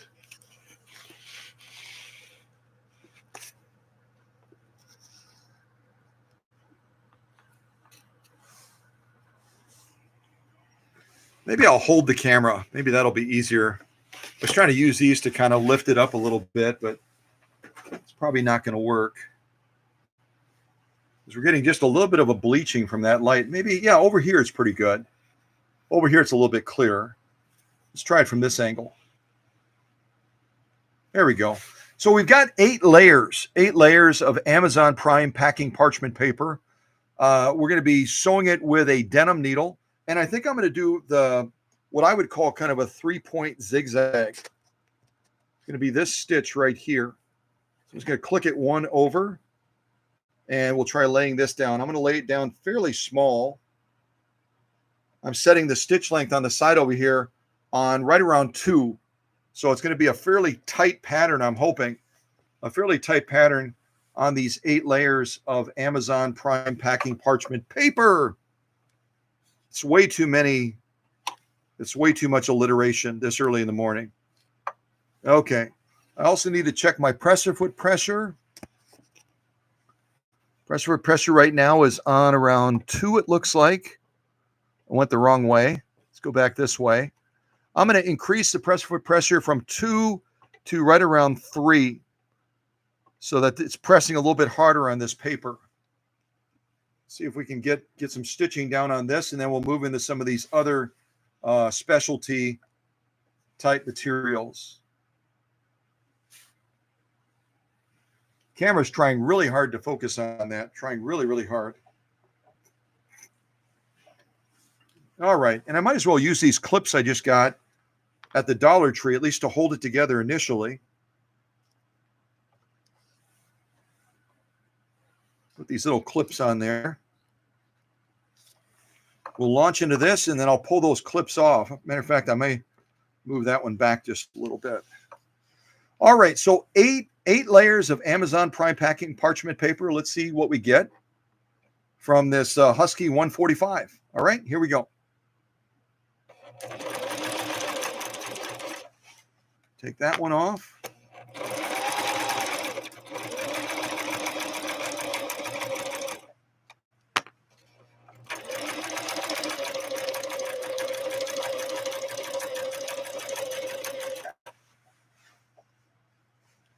So again, a 0.6 amp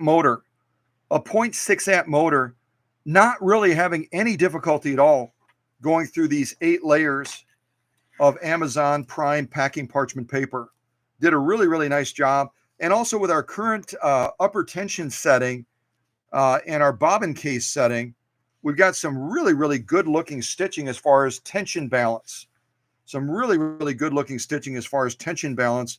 So I want to show these to you, and then you can try this the next time you get an Amazon Prime package at home or at the office or wherever. Hang on to that paper, and you can put your machine to work in stitching paper. I think it really is spectacular in how it presents. This is going to be our top stitching first, and then we'll look at our lock stitching next.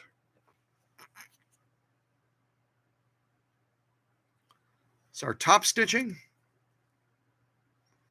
You bring my little light over real quick. Hold on. Bring this little light over.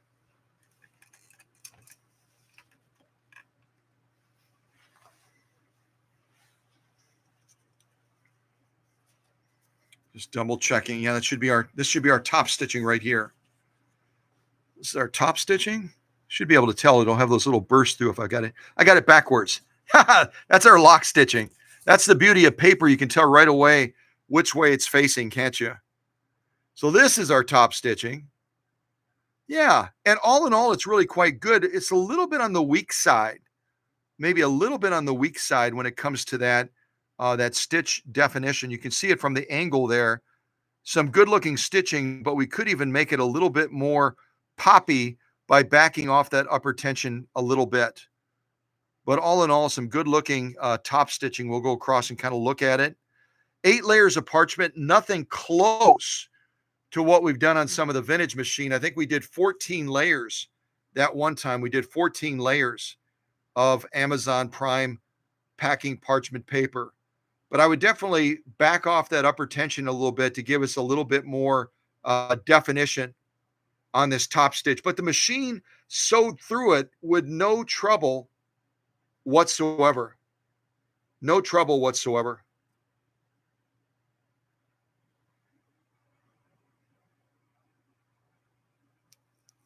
And again, we got it's pretty doggone thick, 8 layers. Pretty doggone thick. We'll turn it over. We'll look at that lock stitching now, which is going to be a lot more poppy.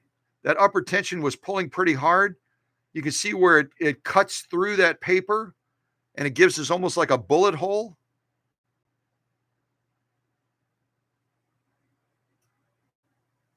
But paper is a real high piercing threshold material to sew through. If you get up to 8 layers like this, it's a pretty serious sew off, especially for a more contemporary husky like this.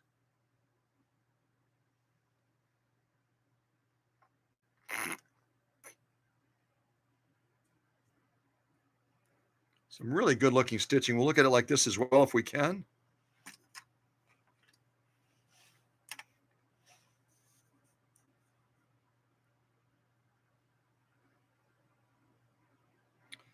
Some good stitch quality, stitch definition. It maintains some really good stitch definition. Again, we're sewing through paper using a denim needle. We're sewing through paper using a denim needle. And I don't know if I know Jenny and that one live stream had mentioned that she was sewing paper on one of her machines. I don't know which machine it was. But when you sew paper, it really gives you an appreciation for the beauty of that stitching. It really pops out at you. So I'm going to set this to the back with the other sew offs that we've done already. And we'll move on to our next sew offs. It looks like Susie may have typed in some options that she wanted to see. Let's see here. Susie was saying, how about some denim material and then ribbon material then? Yeah, let's give it a go. And we'll try it with a zigzag, huh? So let me move us to a zigzag. We'll try that tricky looking material that is made out of 100% nylon. It's that ribbon material. This stuff right here. It's kind of transparent, translucent. And then we're also going to pull out that denim. Why not sew denim with a denim needle, right? Kind of makes sense. All right, let me get that over there. And since I have no idea what's going to happen with this ribbon material, I think we'll sew that first. It's kind of an unknown. We've never tried this 100% nylon ribbon material before. And I'm going to have to be real careful next to these seam points on the top, these points right here, because it's got wire. It's got wire running through that. I don't want to hit that even with a denim needle. Do not want to hit that with a denim needle. All right, so let's give this a go. I have no idea what's going to happen. No idea whatsoever. We'll get that into place. Right about there. This is a real sheer lightweight material. So I'm thinking that I need to back off this pressure foot pressure back down to 2 again. But again, we've got multiple layers, so maybe I'll go 2.5. Right about there. We'll go right around 2.5 on the pressure foot pressure. Don't want to take it too far down because we've got to keep these 3 layers tightly together. Put a little clip on there. I don't know how well that's going to work. Hopefully my needle screw clears that okay. I'll take it kind of slow. Yeah, I'm just going to hold it together. I don't want to have that thing hit it. So let's go down to a zigzag now.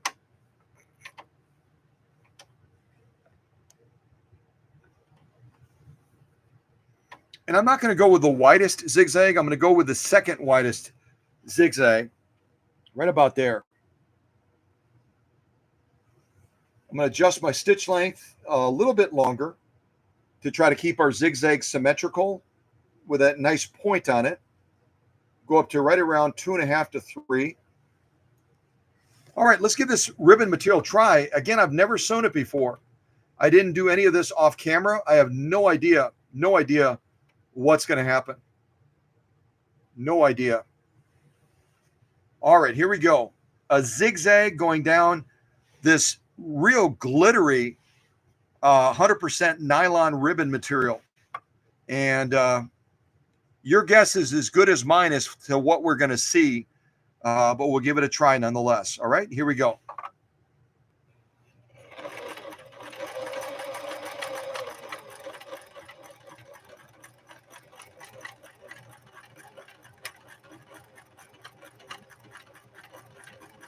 some real nice feed. I'm seeing real even, really nice even feed on this with this zigzag going down. And I'm seeing a real good stitch balance as well as far as tension as well. Maybe we'll lay down one more stitch going down this 100% nylon ribbon material. And then we'll take a look at those stitches together. And again, this is the first time I've ever sewn this type of ribbon material before. Most of the ribbon material I've sewn on this channel is 100% polyester. It's 100% polyester, not 100% nylon. This is kind of a new beginning for us. Let's do one more stitch going down this tricky 100% nylon ribbon material. All right. What should I do now? Let's see here. Maybe I'll do that combing stitch. We haven't done the combing stitch yet. Give this a try. I'm going to make it pretty tight. So I'm going to adjust our stitch length on the end. We were right around 2.5. I'm going to adjust it down to about 1.5 now. Right around 1.5 on this ribbon material. We'll see what we see. I don't know if it's going to turn out well or turn out kind of wonky. So we'll find out shortly. All right, here we go.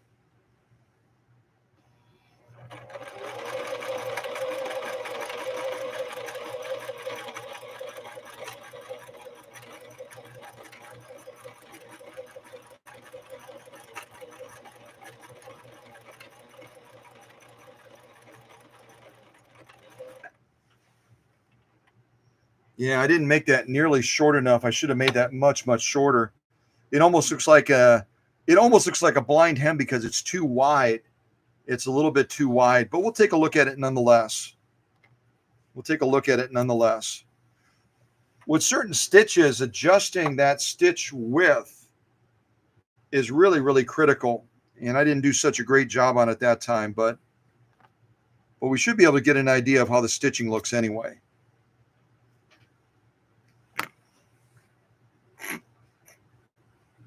All right, this is going to be our top stitching, and then we'll look at our lock stitching second. Really kind of cool. You can see right through this stuff. You see right through this stuff. Let's take a look at this. I'm hoping the camera can focus on this. It's kind of a weird color, isn't it? So we laid down a zigzag and then we laid down kind of a combing stitch, but I've got it way too long. I should have gone much shorter on it to tighten it up. But I'm seeing some beautiful stitch definition, beautiful stitch spacing as well on this. We'll use Tim's phrase on this candy wrapper material. So really good looking stitching. And again, I've never tried this before on camera or off camera. Our very first sew off. And this Husky 145 did a brilliant job. It really did a brilliant job with this stitching. This stuff is so sheer. It's so sheer, even with 3 layers. Look at my finger behind it. It's so sheer, and it's 100% nylon. Tricky stuff to sew properly. Tricky stuff. And I think it did a brilliant job. Let's look at it like this as well. We'll look at it like this also to kind of get an idea of the stitching. This again is our top stitching. We've been struggling a little bit with the top stitching not being quite as defined as we'd like to have it defined.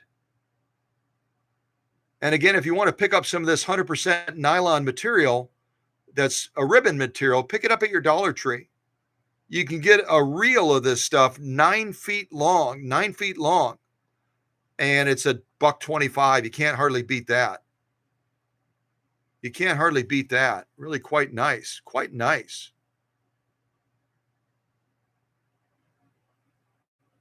Let's look at that lock stitching. See how we did on the lock stitching now. This is our lock stitching on the back of this incredibly sheer 100% nylon ribbon material that I got at the Dollar Tree. Comes on a reel again of 9 feet. I think it's 9 feet. Is that right? Yeah, 9 feet. 9 feet. And you pay $1.25. How can you beat that to play around with this stuff? 9 feet of this 100% nylon ribbon material at the Dollar Tree for $1.25. So this again is our lock stitching.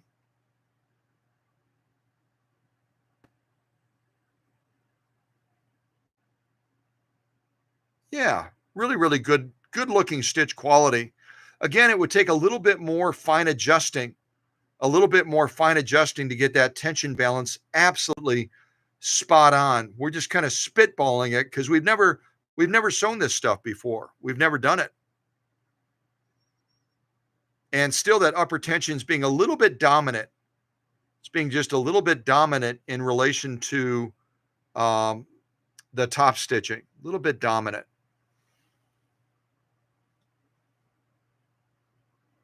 But some good looking stitching on what I would consider to be a real tricky material, 100% nylon ribbon material. It's mega sheer. Look at that. My finger's right behind it. Mega sheer. So you really have to watch that presser foot pressure as well, don't you? You have to really watch that presser foot pressure to get it right. Shut that light off real quick, see if that helps. It's actually better with the light off. It's actually better with the light off. Yeah. So I like that. That really speaks well, in my opinion. It speaks well. And I don't remember, I think it may have been Melissa that said, you know what? A husky is a husky. A Swedish beauty is a Swedish beauty. Yeah, they're made a little bit different, but it still is made by Husqvarna Viking. The Husky 145. It's made by Husqvarna Viking, that company that has roots that go back to the 1600s. So they put a lot of quality even into their later models like this 145. And the evidence of that is being able to sew something like this that's ultra sheer, 100% nylon, 3 layers of it, and laying down some really pretty stitching on this very sheer material. I can't have to hold my hand behind it almost. Yeah. Yeah, beautiful stitching. I'll throw that back in the pile. And now I think Susie had voted for denim. So let's do some denim next. Let's see what we think. I think I'll lay down a blind hem on this denim and adjust this back over to the... Actually, you know what? I think I'll do a 3-point zigzag first. I think we'll do a 3-point zigzag on this denim. And again, I don't want to push this lighter duty machine too hard, but also I don't want to pamper it too much. So we've got this denim. Let's see what we have here. We got 2 layers. I think we'll do 6 layers. We got 2 layers. We've got 4 layers. And we've done 6 layers. Recently, we've gone as high as 8 layers on a denim material. I think we'll stop with 6 layers on this one. I don't want to push it any harder than that. So that's 2 layers, 4 layers, 6 layers. And we'll lay down some stitching on that. Well, hopefully we can get underneath that presser foot. It might be a little bit too tight. And we don't have any hyperextension on this Husky 145. So regretfully, I know this machine with a 0.6 amp motor could get through these 6 layers, but our presser foot pressure, our presser foot clearance is a little bit limited on this machine. That's it. We don't have any hyperextension. We don't have any quick release to push that presser foot up higher. So regretfully, I'm going to have to go to 4 layers. We're going to do 4 layers of denim instead of 6. That we should be able to fit underneath that presser foot with no trouble. You can kind of see us get underneath there. 6 layers is a little bit too much. It's a little bit too much. Yeah, let's get that into place. We'll focus on this 3-point zigzag, and then maybe we'll lay down a blind hem stitch next to it. Okay? Let me get that camera adjusted a little bit. Get that camera adjusted. Get that into position. Yeah, okay. So a 3-point zigzag, and then we'll see if we can lay down a blind hem next to it. Maybe we'll even throw a zigzag on there. I don't know. Get our take-up arm all the way up. Right now, you can kind of see our take-up arm is way down there. I'm going to adjust it up. It's starting to erupt. There she is. All right. Now we've got the proper position as far as that take-up arm so we can get a good launch. And we'll see how this Husky 145, model 145, does with 4 layers of denim. And yeah, here we go. Let's see how we do.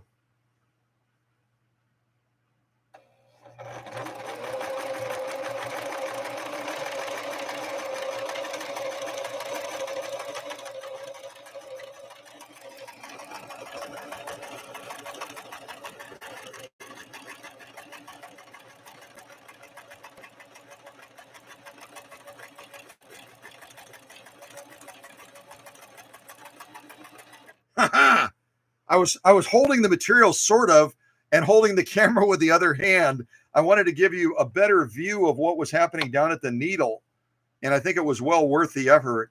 I didn't sew over my hands, and I think we got some really, really nice results with this denim. And why shouldn't we sew denim? We're using a denim needle, for goodness sakes.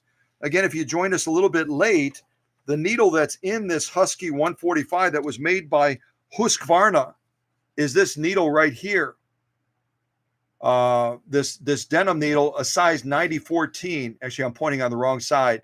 A size 90-14. We could have gone with size 100, but we went with the smaller of the 2 needles. Yeah. So let's check out this denim. I'll just lay down one more stitch line next to it. I think we'll do a blind hem, and then we'll check out this stitching.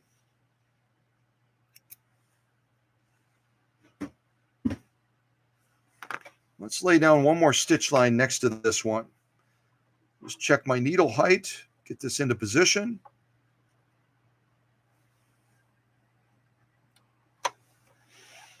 All right, so now let's do a blind hem style stitch. Let's do a blind hem stitch. I'll turn it back just one, and we'll make it just a tiny little bit longer. I'll adjust that stitch length on the side to 2. And we'll see if we can lay down a blind hem stitch on this now. Again, 4 layers of denim. We could go harder and heavier, but the presser foot clearance is just a little bit limited on this model 145, just a little bit limited. So let's go with these 4 layers, and now we're laying down a blind hem, okay? Here we go. I'm looking at the laptop to make sure I've got the camera lined up correctly. All right, here we go. I think I got it pretty lined up. Here we go.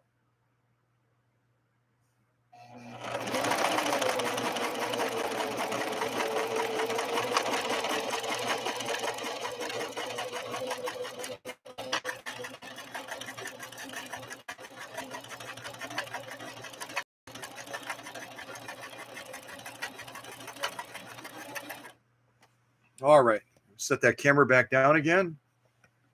I think it's worth the effort to give you that view, don't you? It's hard to see it when it's kind of up here angled down, but when we get down to the level of the needle, you can really see that machine working nicely. And it really, I think it gives you a greater appreciation for, you know, this type of Swedish beauty, a much later model, much later model, but it was made in cooperatively between China, Canada, and also Cleveland, Ohio. Really kind of a unusual bedfellows, if you'll allow me to say that, unusual bedfellows, China, Canada, and Cleveland, Ohio coming together to make this machine possible. And again, we went through 4 layers of heavy grade type denim, not an ultra light sew off, especially for a lighter duty type machine. But I think it really gives you an appreciation for even what a lighter duty machine is capable of doing. Let's take a look at these stitches. Let's take a look at these stitches and see what we think. We got the 3-point zigzag on top. We've got the blind hem stretch style stitch on the bottom. Yeah, we'll go across and take a look at these. We get even closer. There we go. There we go. Might have to pull this apart a little bit. Let's take a look at these nice and close and see what we think as far as how this Husky 145 did. I did really quite an excellent job. An excellent job getting through these 4 layers of denim and one of them with a kind of a fancy stitch. That 3-point zigzag has quite a bit of needle movement, and this Husky 145 did an excellent job of maintaining stitch integrity and stitch quality. Really quite a nice job. Look at it like this as well. See if we can see the stitching that way.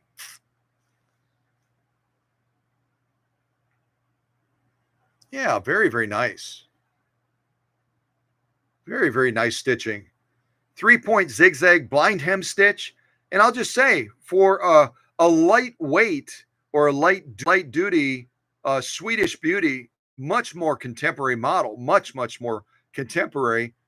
It maintains some beautiful stitch integrity. I would say some wow stitch integrity going through these 4 layers of denim. Really quite impressive. So there's our sew off on 4 layers of denim, our top stitching. We've got some great definition on that 3-point zigzag. I love to see the specificity of that stitching where you can see the individual stitch marks. Really like saying, hey, look at me, look at me, look at me.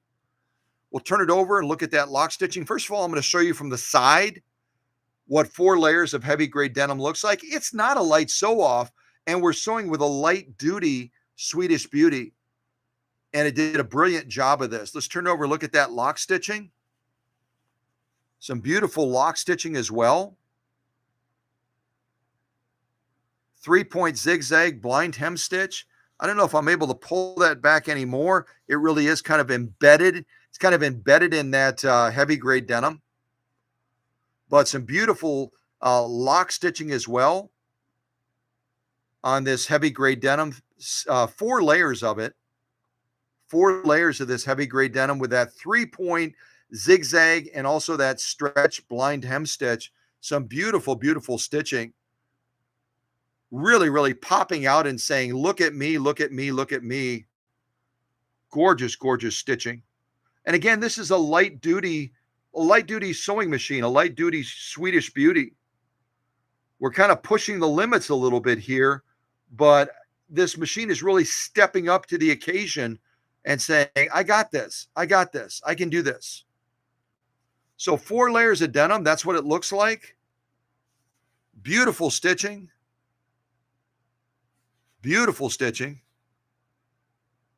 And I believe I kind of messed up. I think Susie had asked for a zigzag. So why don't I lay down a zigzag as a final stitch on this denim? After all, we're working with a denim needle, aren't we? We got a denim needle. Why don't we wrap this up with a zigzag, not just a 3-point zigzag, but an actual zigzag on here. And we'll kind of make it a tight zigzag. I want to tighten this up a little bit. So we're going to take our stitch selector. We're going to take ourselves down to a zigzag. And we're not going to go with the widest or even the second widest. We're going to go with the one that's in the middle of the road right there. One that's in the middle of the road. We're also going to shorten it up a little bit so we can hopefully get a nice point on that zigzag. And let's lay down a zigzag on this as well. I'm going to try to hold the camera again so you can kind of get down to the action. I actually can make that just a little bit longer. Go to a 2, I think. There we go. So I've got the stitch length on 2, right around on 2, and I've got us on the middle of the road as far as the zigzag options this model 145 can offer. You see where I've got it set right now. And it does give us on the bottom of here, on the bottom of these, it does give us a recommended setting. It does give us a recommended setting for stitch length. So on these zigzag options, it's saying anywhere from 1 to 3. Anywhere from 1 to 3 we can go. I kind of don't always follow the rules. I don't.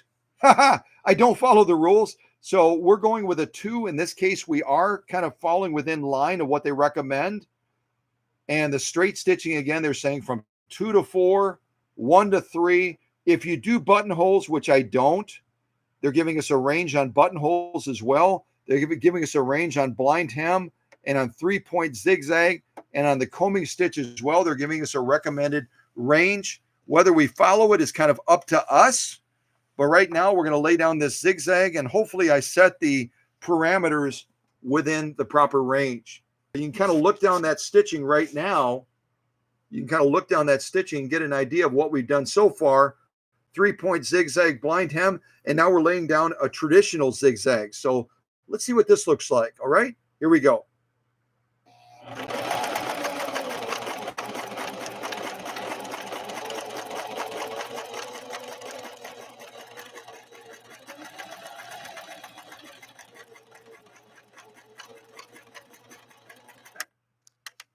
All right, let me put that camera back down. Bring that presser foot up, and we'll take a look at this rather compact or compressed type zigzag that we just laid down. We really kind of tightened it up quite a bit on these 4 layers of denim, and that's okay. It's okay to tighten it up a little bit, and we'll see what we think of the look of that stitch compared to the much wider zigzag we did at the beginning of this live stream. We did a really wide zigzag. Yeah, I kind of like it. Let's take a look at this and see what all of you think as well.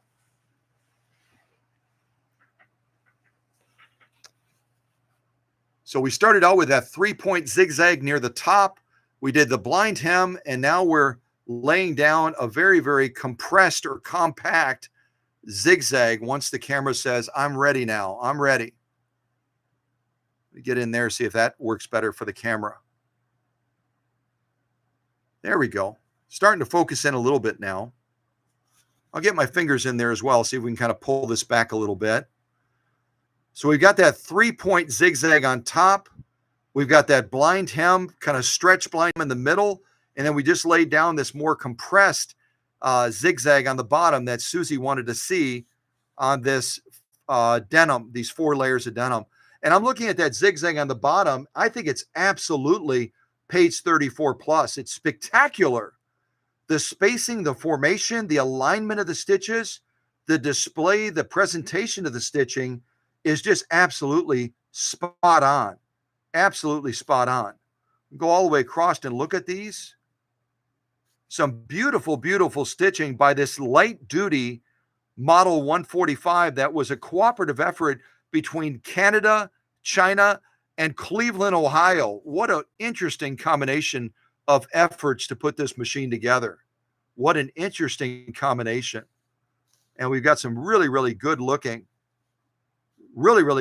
top stitching. We've struggled with the top stitching a little bit to get the definition that we want, but boy, oh boy, did we nail it on this denim. And why wouldn't we? We've got a denim needle. We've got a Schmetz 9014 denim needle. We should be laying down page 34 plus stitching on this 4 layers of heavy grade denim. Absolutely. And we definitely did it. Let's turn around now, look at that lock stitching. Here's our lock stitching coming into view now. And we've got some beautiful lock stitching as well on all 3 rows. The 3-point zigzag, the blind hem, and then also this standard zigzag that's a little bit more compressed. We brought the stitch width down, we brought the stitch length down, and we said, let's see what that zigzag looks like. And boy, oh boy, did it not disappoint.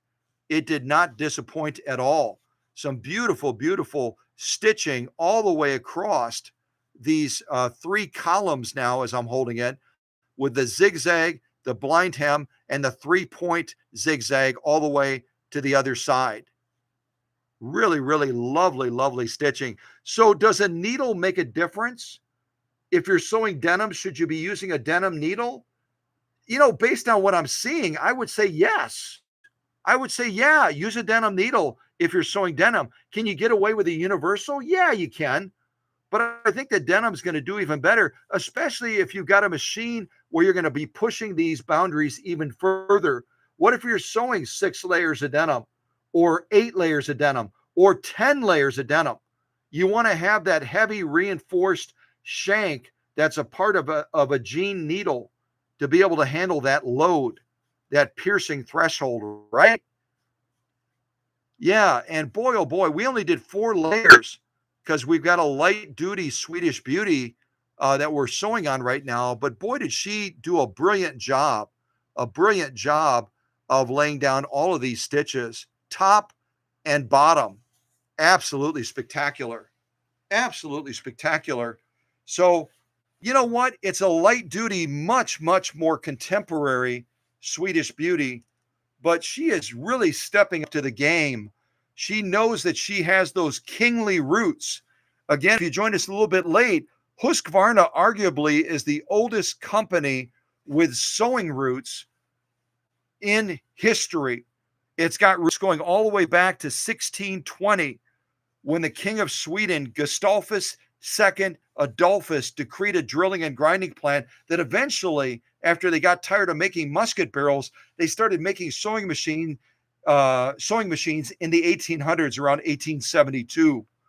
So the roots of the company go further back than any other company that I know of in history. Singer can talk about 1851.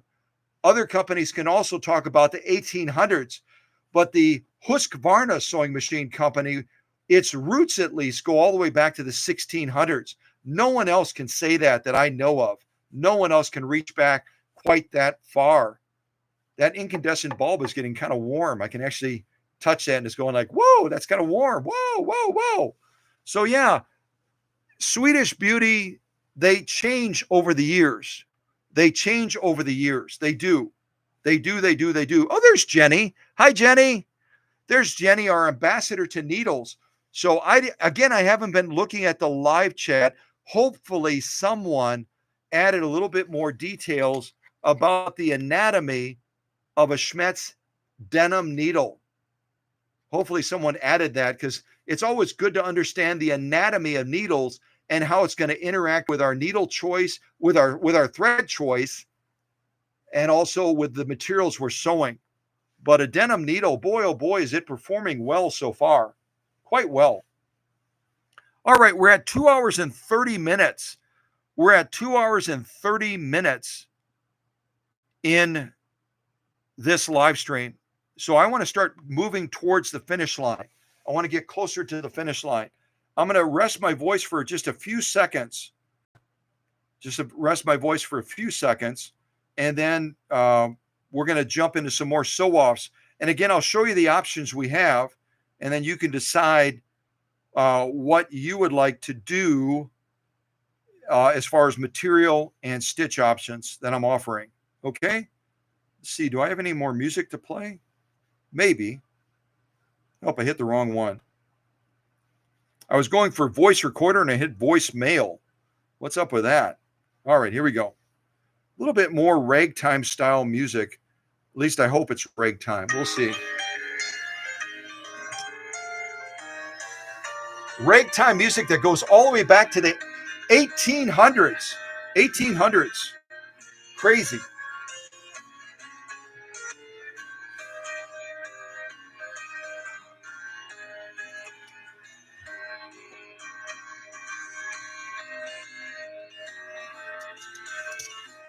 Kind of thinking about this nylon, thinking about this vinyl stuff. I think this is a vinyl material. I think I'm going to go for that next.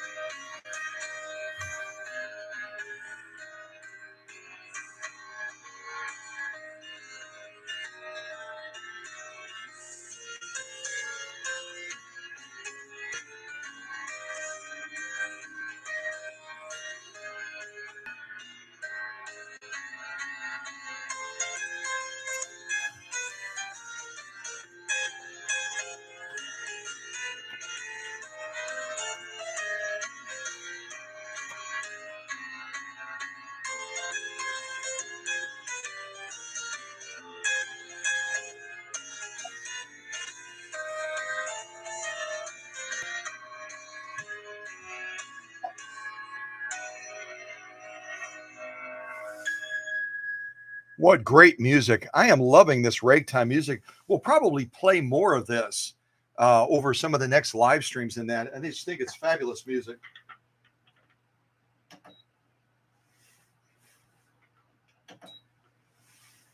All right, I'm going to turn down the heater. I'm getting warm, getting too warm. So what I put underneath the presser foot, I didn't specifically ask input on this, but I really want to try this this vinyl material that Emma sent with Jane's machine. the 328K that we just presented through a live stream. So we're going to try laying down stitching on this vinyl. I think we have 2 layers of it.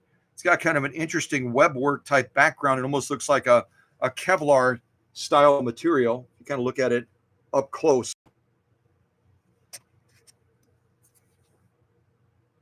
I'm going to give this a go. And I think we'll lay down, I'm going to narrow down that combing stitch a little bit and see if we can't get a different look for that on this vinyl material.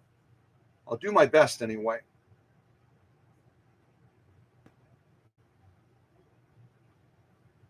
Let's see what we can generate here.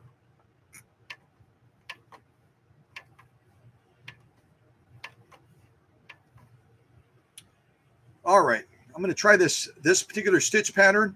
Now again, we're going through 2 layers of this vinyl material on this light duty Husqvarna 145, model 145, made by Husqvarna Viking. So we've got a Swedish beauty here, even though it doesn't look like the Swedish beauties you usually see on this channel. All right, let's give this a go and see what we can make as far as stitching on this tricky material. I'm going to also see if I can get the camera down and give you a bird's eye view instead of a distant view. All right, here we go.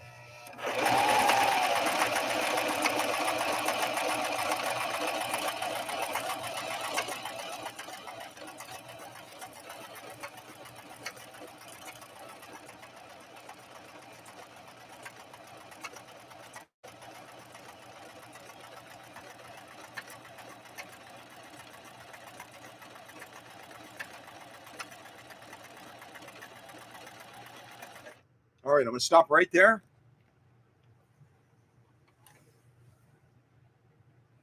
Yeah, I still don't have it quite narrow enough, but I'm getting closer. I'm getting closer anyway. I just wanted to try this vinyl because vinyl, in my opinion, is one of the trickier materials to sew, especially when you're dealing with a light duty machine like this, and we're dealing with a denim needle.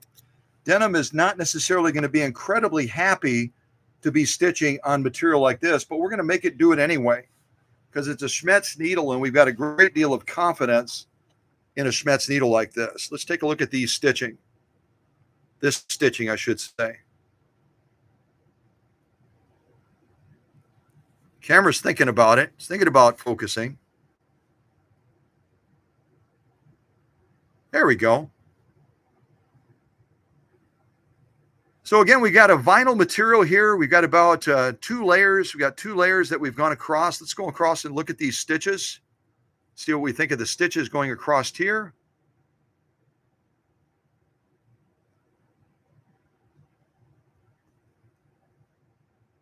I'll try it vertical as well. I think the camera might be able to focus on that a little bit easier. Better off focusing on at a distance too, it looks like. Take a look at it like that.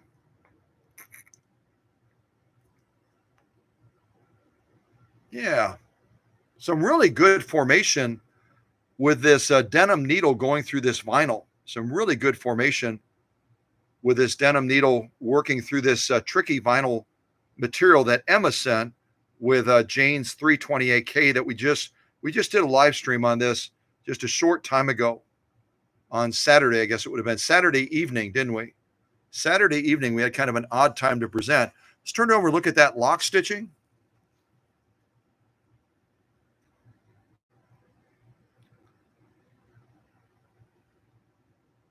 Some really, really good looking lock stitching as well. A lot of opportunity for skip stitching when you're sewing on a material like this. It's a vertical look at that lock stitching as well. And this Husky 145, this light duty, more contemporary Swedish beauty, I think managed this material incredibly well. It managed this material incredibly well, giving us some really, really good looking stitching. Some really, really good looking stitching. So here's what I'm going to do next, because I'm also looking at our time frame. If my watch is correct, it's going on about, does everyone else in the central time zone, are we right around 12:15 right now, aren't we? Unless my watch is running slow. I think we're close to 12:15. And Susie and I have to meet a customer at 1 o'clock. It's not far from here, but I do have to watch this time very carefully because we have a customer we have to go meet at 1 o'clock. We're actually going to be picking up a machine from them, and I want to watch this time very carefully. Surprised about the modified ballpoint. Okay. So Jenny's taking a look, 12 by 12 here, 12 here, Midwest time. Okay, Central time. Perfect. And Jenny's saying she's surprised about the point. I'm assuming she's talking about the point on these denim needles. It's a modified ballpoint, and we're going through some pretty tricky materials with it. I think what we'll do next, and I'm just going to kind of push us forward, if that's okay with everybody. I'm going to do this fake fleece material now, this fake fleece material that's made out of 100% polyester. I think we'll do this next, and I think we'll lay down a zigzag on it. It'll make it a lot easier to see that stitch, and maybe we'll lay down a blind hem stitch next to it. I also should be mindful of how much bobbin thread we have left. If we run out of bobbin thread, I guess we'll find out pretty quick, right? And then I'll be able to wind a bobbin for you. Well, let's lay down a zigzag on this now. I'm going to adjust this stitch selector back over here to a zigzag. And notice again all the needle movement as I'm changing things. So it reinforces again why you want to make sure that your needle is out of the material as you're making changes so you don't bend that needle, right? So we're going to try a real wide zigzag. I've got it set. I think you can see it. I've got it set on the widest setting that this Model 145 Husky can do. I'm also going to adjust my stitch length to nearly the longest setting, and then we'll try laying down a zigzag on this fake fleece material. I'm not going to go all the way to 4 on stitch length. I'm going to go right around to 3 because we're, right around to 3 so we can hopefully have a nice point on that zigzag. All right, I'm going to try to bring us down to the needle action as well. Try to give you a look at that fleece material we're going to be sewing. And let's get this done. Let's get this done. Let's see if we can lay down a fairly wide zigzag on this real puffy, luffy type fleece material. I wish you could feel this. It feels like a cotton ball. It feels like we're sewing a cotton ball, basically. All right, here we go.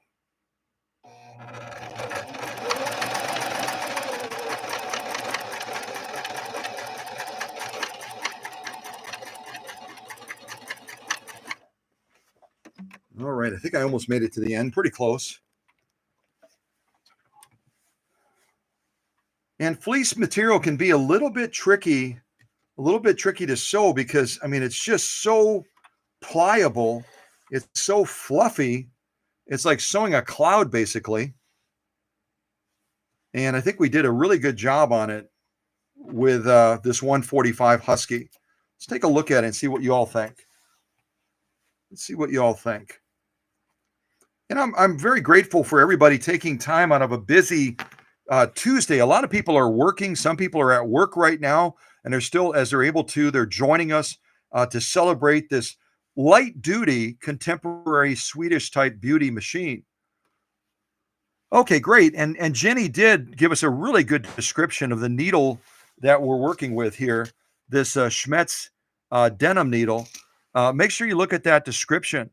And I don't know, I honestly don't know what an exclusive advanced point design is, but it has some sort of a special point that makes it very, very compatible with obviously denim, with woven materials, denims or quilts, minimum needle deflection. It sounds like a space age needle almost, doesn't it? And it also resists skip stitches as well, which is brilliant. Modified ballpoint. So yeah, I mean, it's a very, very specific specialty. You don't think of a denim needle. I don't think of a denim needle. I think of a denim needle as a kind of a basic run-of-the-mill type needle, but this is like a very advanced needle to accommodate woven materials, denim, and just a variety of other things that we're going to be trying it with it. We're even going to sew a little bit of leather with it as well, and we'll see how it does with leather. Hopefully we don't goof it up. But here's our 100% polyester. Looks like a fleece material, but it's not. Let's take a look at this and see what you think. There we go. Very, very nice stitching. Look at the depth of that too. If you look at it from, I mean, it's really a sunken stitch, isn't it, with this fleece material? It's really, really sunken deep into that 100% polyester made to look like fleece material. Really, really sunken. Kind of gives it a cool look, doesn't it?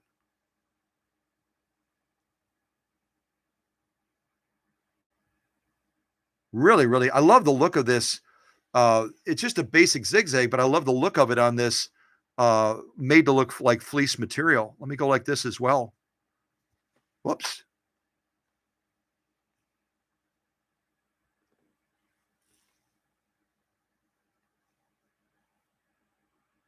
Beautiful stitching. Beautiful, beautiful, beautiful stitching by this Husky 145 model.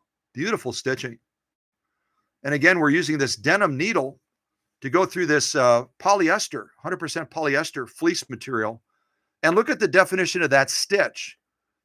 If you go to a textbook and it says the near perfect zigzag stitch, the near perfect zigzag stitch, I'll tell you one thing, there'd be a picture of this in there because it really, really presents that stitch beautifully, doesn't it? Really presents that stitch just in a lovely way. Lovely, lovely way. Again, this is our top stitching, our lock stitching, and every kind of stitching in between.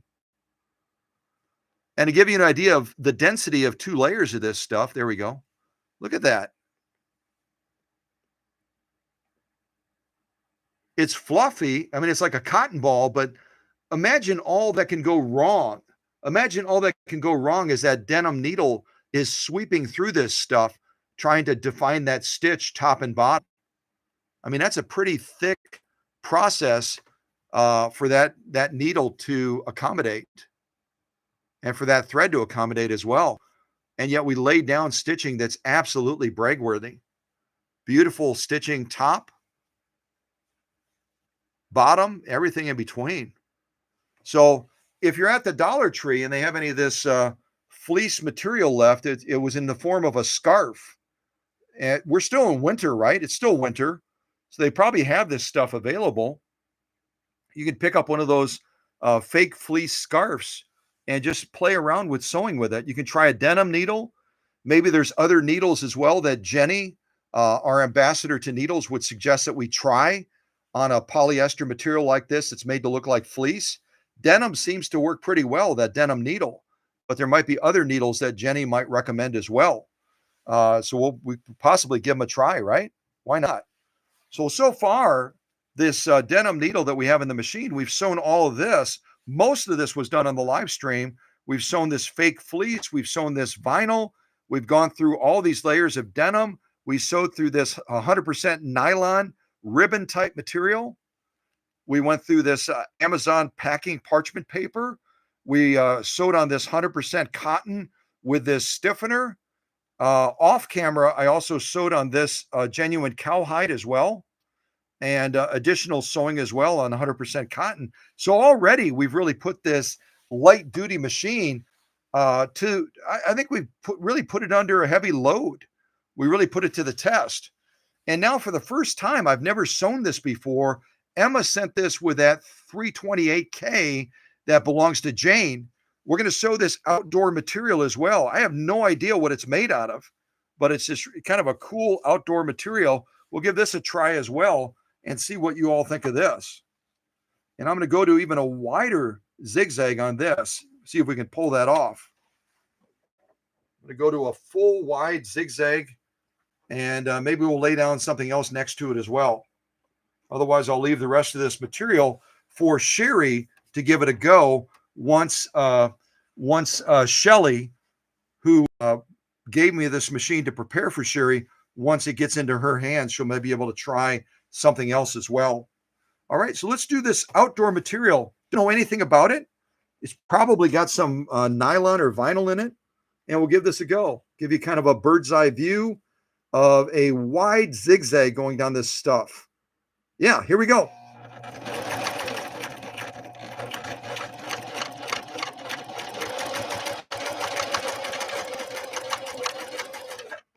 kind of was sewing kind of crooked there for a little bit. It's kind of fun. All right. Oh, we got some weird stuff going on with this outdoor material. Look at that. We've got to back off. This will be a fun lesson for us. Let's take a look at this.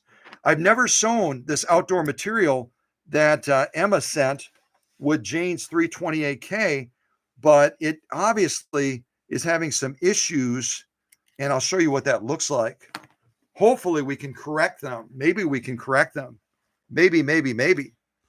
But look at this top stitching. We got some loosey-goosey stuff going on with this outdoor material. 2 layers of it. Let me show it to you like this. Come on, camera, you can do it. Look at what happened. We got some weird stuff going right there, right there, right there. This Husky 145 was really trying hard, was working really hard to hold things together, but we don't have enough bobbin pull down to give us a consistent result. Pretty steady, but here we got an anomaly, another anomaly, another anomaly, and we got to see if we can adjust that tension to make this right as rain. How did we do on the lock stitch? The lock stitch is bang on. The lock stitch is bang on all the way across. Look at that. So we know what we need to do, don't we? Type in the live chat if you know what we need to do with this outdoor material. I think it's used to wrap plants in the winter or something like that. So it's going to have vinyl or nylon running through it. You're going to have vinyl or nylon running through it. We were able to maintain that lock stitch going all the way across. What do we need to do to see if we can tighten up this top stitch where we got an anomaly there, there, and there? What do we need to do? Somebody tell me what we need to do. What do we need to do to correct this or to try to correct it? I'm going to put this back underneath the presser foot, and then we'll see what the audience says as far as how do we try to clean up? How do we try to clean up that top stitching that has kind of a loopy-doopy here, loopy-doopy, loopy-doopy? And maybe this denim needle with the thread we're using, maybe it just won't work well with this material. Maybe we need to use a different needle, but I'm going to try to correct it first to see if we can make it work. Maybe catching. Yeah, maybe catching. Absolutely. I don't think we damaged our needle. I think our needle is still okay. I think our needle's okay, but we need to definitely make an adjustment. What's the adjustment we need to make? Yeah, and Jenny, our ambassador needle, is saying that that special, what did she say? It's a special ballpoint. That ballpoint may be causing a problem for us. The ballpoint on the needle. Well, let's see if we can correct it through an adjustment. We know that we want to have a little bit more pull down on this, right? More pull down here, here, and here. So why don't we simply back off our upper tension? Well, we can't go crazy because then we'll take away our lock stitching. Let's see if we can, we're right on right a little bit over 4. Let's see if we can go all the way down to 3. Will that do it? I don't know. I don't know. Jenny, our ambassador to needle, is saying we might have an incompatibility. We might have an incompatibility with that special space age type ballpoint that's on this jean needle in relation to this outdoor woven type material we're trying to sew. It may not be compatible. It may not be compatible. Yeah, a leather needle would be great, wouldn't it? A leather needle would be able to slice through this stuff and give enough room for that thread to tighten up. We adjusted our upper tension. Let's see if that's enough to correct the problem. I don't know if it will be. It may not be enough, but we'll give it a try. The other thing I'm going to do is I'm going to intentionally slow our sewing down. Sometimes if you're dealing with a slight incompatibility with the type of thread you're sewing with, or the thread in relation to the needle, or the thread in relation to the needle and the material, slowing the machine down, giving it a little bit more recovery time giving it a little bit more recovery time as it's trying to work with this material may give us the success we're looking for. It may not, but I'm going to give it a try. I'm going to sew real slow, going through this woven type of outdoor material, whatever it is, and see if we're able to overcome this issue. If we're not, then we're not. But we're going to give it a try. We're going to give it a try. All right. So really, really slow sewing. Let me get a drink of soda. My tongue is sticking to my lip. And I also have to watch our time. We have to leave shortly to meet this customer. Well, let's see if we can overcome this problem by adjusting the tension. Let's see if we can overcome it. Oh, and Robin and Kathy are saying, what about presser foot pressure? Are you ladies, Kathy and Robin, are you suggesting that we have too much or too little? Too much or too little presser foot pressure? What do you think? Should we adjust it down or up? Right now, we're right around 2.5. Right around 2.5. There's our 2 marker right there. So we're kind of like 2.25. Should we go up or down with the presser foot pressure? Up or down? A little bit heavier? A little bit lighter? What do you think? A little bit heavier or a little bit lighter? Robin said she's with Kathy on possibly a presser foot pressure issue. Do we lighten this up? Do we go closer to the 2 or do we push it back and go closer to the 3? Come on, ladies. Robin and Kathy, what do you think? Robin and Kathy. Not hearing any response. So here's what I'm going to do. I'm not hearing anything from the ladies. I'm going to move this over a little bit further. I'm going to try sewing it real slow. We made an upper tension adjustment, and then I'll wait for the ladies to. So Teresa's saying a little bit lighter. So let's sew it without adjusting the presser foot pressure first, and then we'll make it a little bit lighter, leave the tension adjustment exactly where it is, and we'll sew it a third time to see whether or not we can overcome this tricky outdoor material. Okay? So I'm going to sew as slow as I'm able, and we'll see what result we get, and then we'll possibly adjust the presser foot pressure. Teresa's recommending just a little bit lighter. Okay? A little bit lighter. All right, here we go.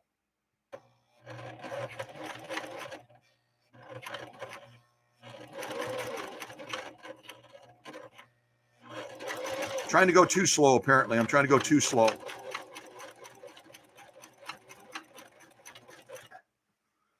I'm trying to go too slow. I was trying to go slower. So the last time we had 3 spots. I'm going to try to show it to you on the camera. The first time we tried this, we had a loopiness right here, and right here. Now, I fluctuated on the speed a little bit. That's me. I fluctuated on the speed. But look at our second sew off right here. Spot on all the way across.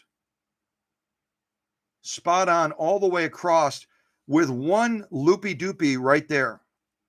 Only one. So we reduced it by, I'm not good with math, but we had 3 loopies right here. You can see them. 1, 2, 3 on our first sew off. On our second sew off, I changed the upper tension. I backed it up. I backed up the upper tension. Backed it up, and I tried to slow the machine down. I tried to slow the machine down.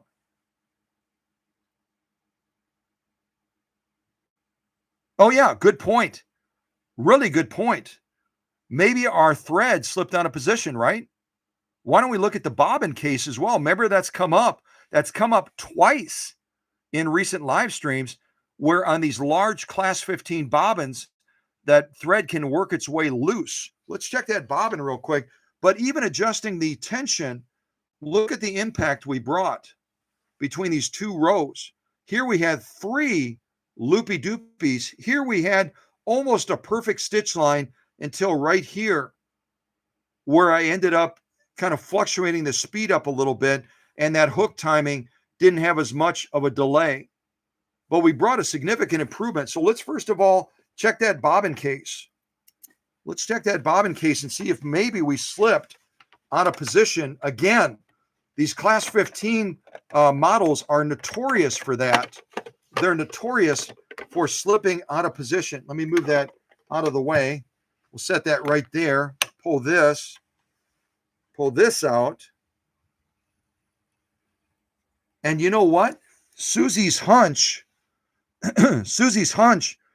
is pretty spot on. Let's see. No, it's still in the track. It's still in the track. It may have started to work its way a little bit out of position, but it's still in the track. It's clearly under that tension band. It's not over here on the side like we've had it happen a couple of times, but I'm going to pull it over even just a little bit further. Yeah, it's still in the track. But that was a great thing to check for, Susie. I agree 100%. It was still in the track. It didn't slip out of position like we've had it do a couple of times. It's still in the tension band track. So let's put the bobbin case back in and let's try adjusting the presser foot pressure. But we've got two different camps. We have one camp saying bump it up. The other camp is saying bump it down. So what do we do? What do y'all think? Do we bump it up or bump it down on presser foot pressure? I would argue that we would bump it down.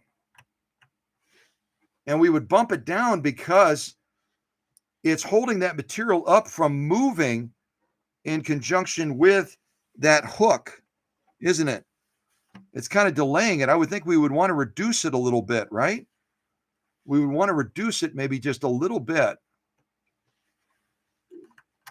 But I'm going to see what y'all are saying in the chat. It's always kind of a challenge to fit these back in. You're in the middle. Let's see here. Get this to cooperate.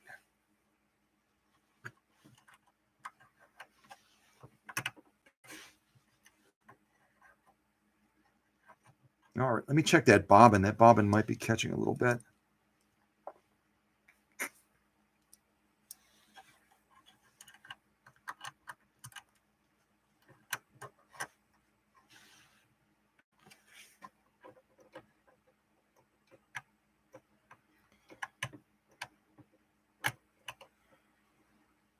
It's so odd sometimes when you're let me try rethreading this real quick. When you're trying to snap this in, sometimes it really resists going back into that case. Yeah, we are getting pretty low on thread, aren't we? We're getting pretty low on thread. Let's give it a go. Let's put this back in. We'll rethread it again. But it was underneath the tension band, but that was a great thing to check that Susie suggested.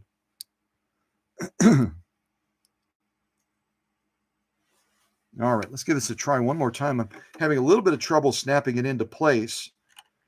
And that is the case with sometimes oscillating hook systems, is they don't want to snap back in when you pull them out and you're midstream. Let me see if I can get it to go in.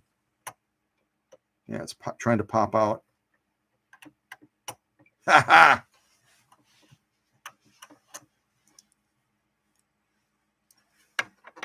Threading this up, it works beautifully. Let's see if we can get her to go in.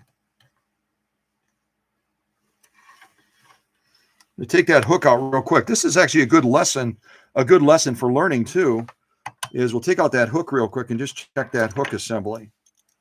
Make sure we don't have anything caught in there. That's our oscillating hook system right there. Nice sharp point. It's our retainer plate. Don't see anything stuck in there either. Look actually inside of the hook system itself. Should say the raceway. Nothing caught in there. Try to put that hook back in and get that bobbin back into position again.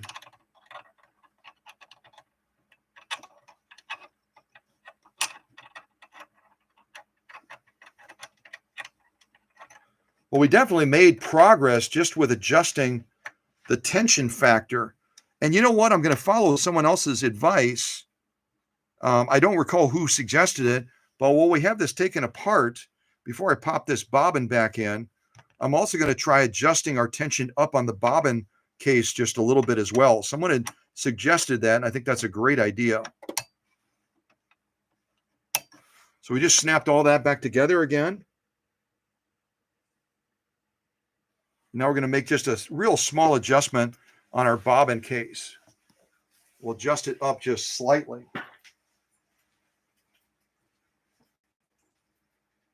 I hope I have the right screwdriver. I still have some of the screwdrivers out in the car from going to that customer's house last night.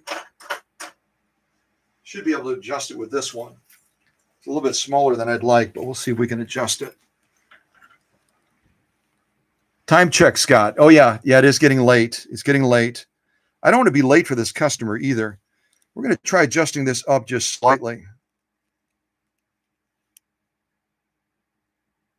And again, remember, these are hypersensitive. When you adjust this to try to get a little bit more pull down on that top stitch, you don't want to crank it. You want to go up in small little increments, about 1 millimeter or so. 1 millimeter. What's our time right now? Yeah, we still have time. We're okay. We're doing okay. Okay. Lord willing, and the creek don't rise, she'll pop right in now that we've taken her apart and put her back together. Let's hope. Ha ha! She still doesn't want to go back in.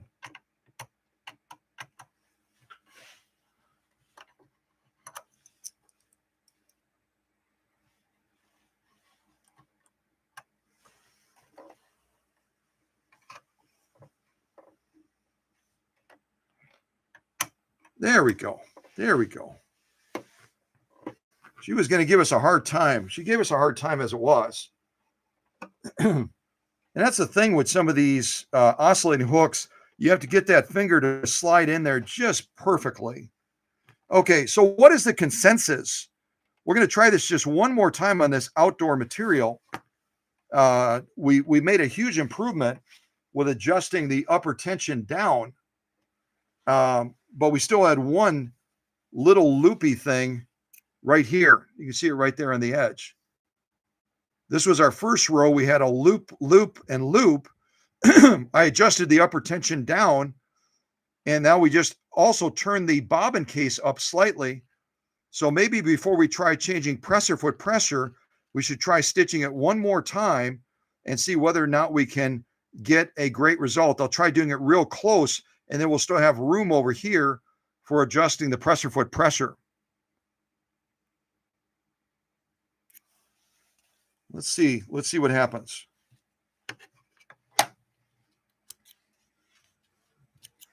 Let's see what happens.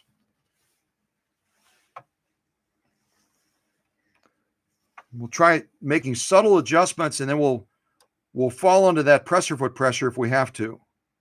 Okay, so we're going to try stitching this again, and we'll see if we can nail it this time. I hope we can. And if not, we'll try adjusting the presser foot pressure. All right, here we go. I'm going to try to keep it nice and slow, nice and steady, as much as I can.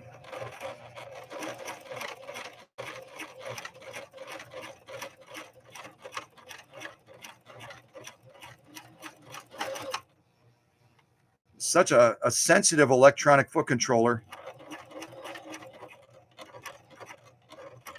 If we have a little loopy thing like right here, if we have a little loopy thing right there, I'm going to know that it's a speed factor in relation to the hook. Okay. So here's our final row. Take a look at it. Our first attempt on this outdoor material, we had a loopy right there, and right there. You can see the loop right there. It's big time.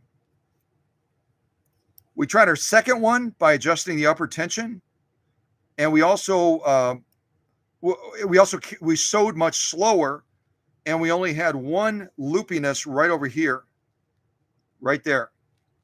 Now, what we did on this last row is we already had adjusted the upper tension. We also made a slight adjustment to the bobbin case, and one of you brilliant students and fellow teachers had suggested, along with Susie, number one, let's make sure that that silly thread didn't slip out of position like it's done before. We found that it was still in the proper position underneath the tension band, but we also adjusted that tension up just slightly on the bobbin case. And we kept our slowing rate of speed down to a minimum. We really kept the speed factor down. Look at this final row. Matter of fact, I'm going to clip these threads and we'll look at it real close. We nailed it because of your input, because of your suggestions, and because of our persistence. We nailed it on the final sew off. Let's take a look at these. So again, the top row is our first attempt. The middle row is our second attempt. The bottom row is our last attempt that we just did. Let's see what difference we made.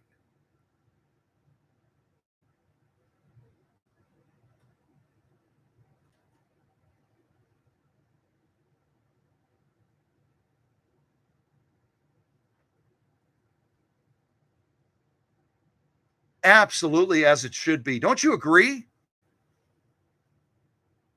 Absolutely as it should be.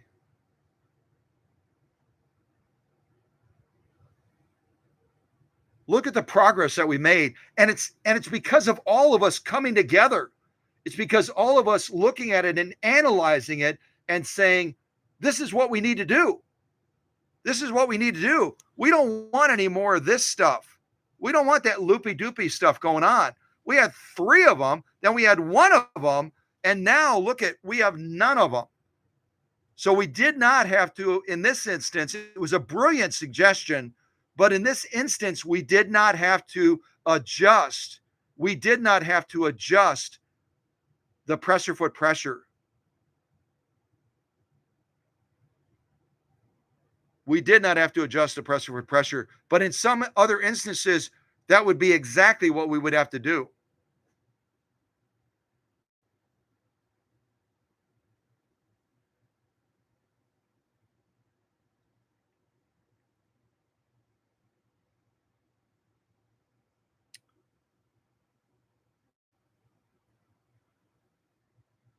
Isn't it great to have a challenge? Isn't it great to have a challenge? And because of all of us putting our heads together, we face what could have been an insurmountable task. It could have been that the needle was absolutely incompatible with this type of material. This is a tricky material designed for outdoor applications. And we struggled in that first row. We got really close in the second row. And then in the third row, because of the suggestions that all of us brought to the table, boom, done. Got it. Awesome. Awesome. Well done. Well done, all of you. And it wasn't just Susie. It wasn't just Susie. A number of you had great suggestions that we applied. A number of you had great suggestions. Excuse me. A number of you had great suggestions that we applied. So it's about all of us coming together under the same banner when we face a challenge. And all of a sudden we can get through a wide field of sew-offs using a light duty sewing machine, and overcome that challenge. Overcome that challenge. Yeah. And I don't know if it's a finicky machine. Maybe it is. Maybe it's a finicky machine, but this finicky machine that is a really by definition, because Husqvarna was involved in making it, this finicky machine got through all of these materials, laying down page 34 plus stitching, including this outdoor material after we made a couple of adjustments. So I would argue that it's a light duty machine that you got to learn. You got to, as I say all the time, you've got to develop an intimacy. You've got to develop an intimacy with your sewing machine so that you understand maybe it does have a little bit of a finicky side. Maybe it's a little quirky sometimes about certain things. But once you understand what you need to do to overcome that sensitivity that that machine might have, all of a sudden you get success. So never give up on your sewing machine, whether it's a more light duty contemporary machine like this one, or whether it's a true vintage machine from 1950s or earlier, because you can always win. You can always win if you don't give up. I'm going to buzz down a little bit of upholstery material. I'm looking at my watch. we really have to wrap this up. Let me get some input from the audience real quick. These are the 4 sew-offs I have left. We've got an upholstery material here. We've got an upholstery material here. We've got 100% cotton with quilt batting, and we've got genuine cowhide. I've got time for one more sew-off.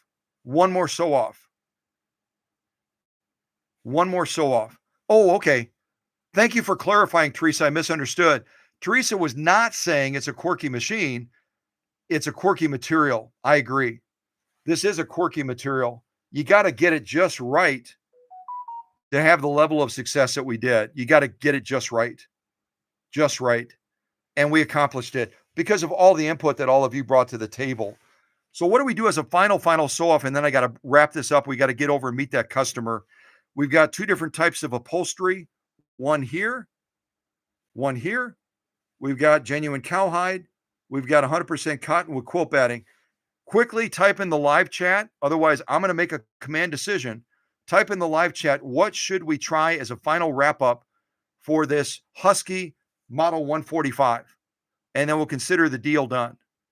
Because we already overcame a crazy amount of challenges with this light-duty Swedish machine, including this quirky and kind of finicky outdoor material, whatever the stuff is. It's a nightmare. It's a little bit of a nightmare, isn't it? Cotton with quilt batting, as Jenny, our ambassador to Needles, said, let's do the cotton with quilt batting. Teresa is echoing that. So we're going to do the quilting batting stuff with 100% cotton. I'm getting a little bit frazzled because I know I'm running really, really tight on time. I don't want to be late. Matter of fact, let me send a quick text message to this person that Susie and I are going to be meeting and just say, might be a few minutes late. Let me do that real quick. Okay, real quick message to this customer, and hopefully they see it. Matter of fact, I'm going to call them because they might see the call or might hear the call before they hear the text message. Okay, quick call to this customer. Hold on real quick.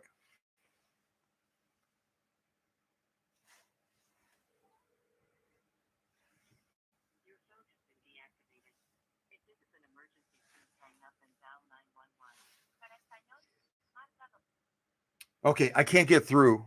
Something's wrong with my phone. I can't get through. Let's just get through this.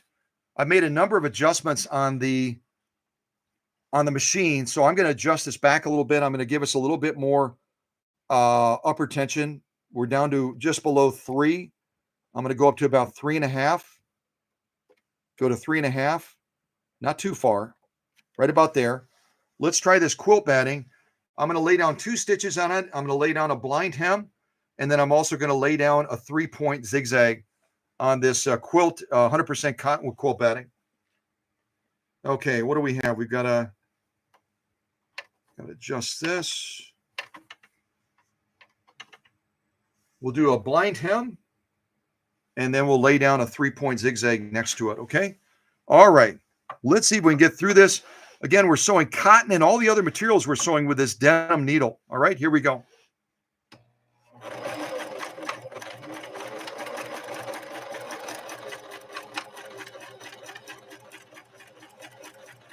All right, and we'll stop right there. Very nice. I'm actually going to adjust that upper tension up just a little bit further again after we dealt with that very, very quirky and finicky outdoor material. Then we're going to try one more stitch on this 100% cotton with the quilt batting. And then we are going to rush off to try to meet with this customer. Okay. So I'm going to adjust this over to the 3-point zigzag, shorten it up a little bit more. And this will be our final stitch off. I want to thank the leaders as well for taking care of the family. Our audience, obviously, over this long live stream during a work week has dwindled down a fair amount, and that's okay. The people that are here need to be here, and I'm grateful for each one of you. So we're going to do this final stitch off. I'll show you the stitching, and then we are going to bolt off to meet with this customer, okay? All right, here we go. And we actually moved the meeting was supposed to be earlier, actually moved it to 1 o'clock, figuring that I would have lots of time. Not the case. All right, 3-point zigzag. Here we go. Let's see how we do.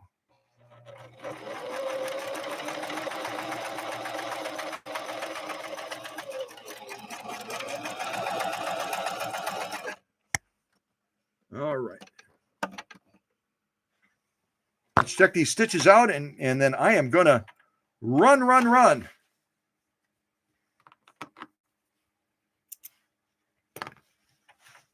All right, let me turn the machine off so I don't forget to do that.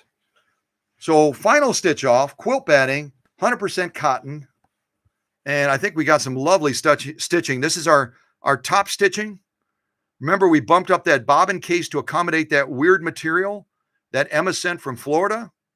They probably use it in the Everglades to trap alligators or something like that, don't they? So all in all, some beautiful stitching. Could use a little bit more poppiness on the 3-point zigzag, but that's an easy thing to correct. We are all becoming very, very much masters at adjusting tension, aren't we?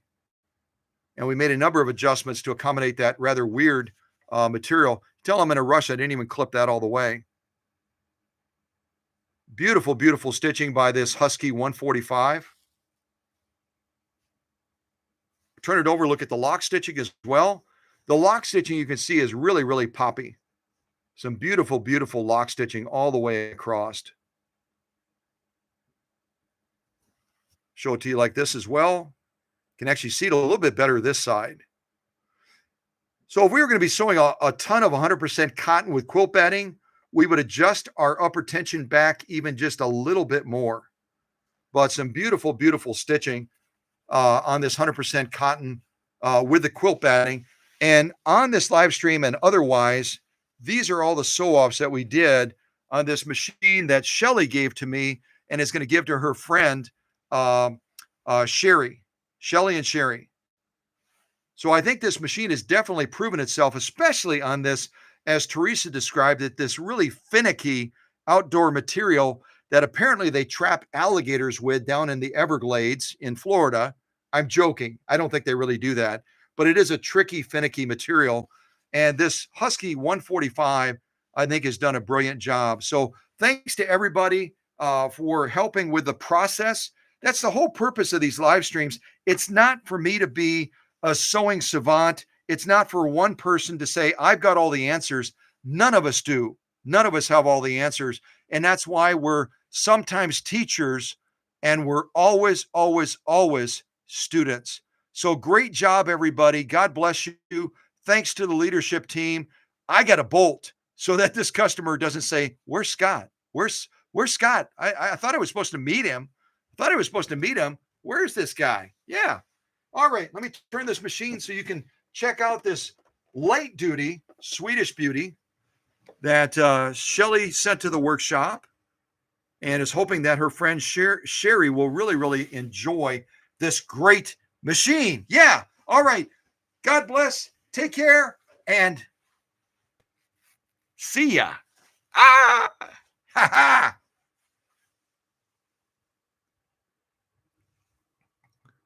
All right, the chat will continue, but I'm going to end the live stream right about now. Take care, everybody.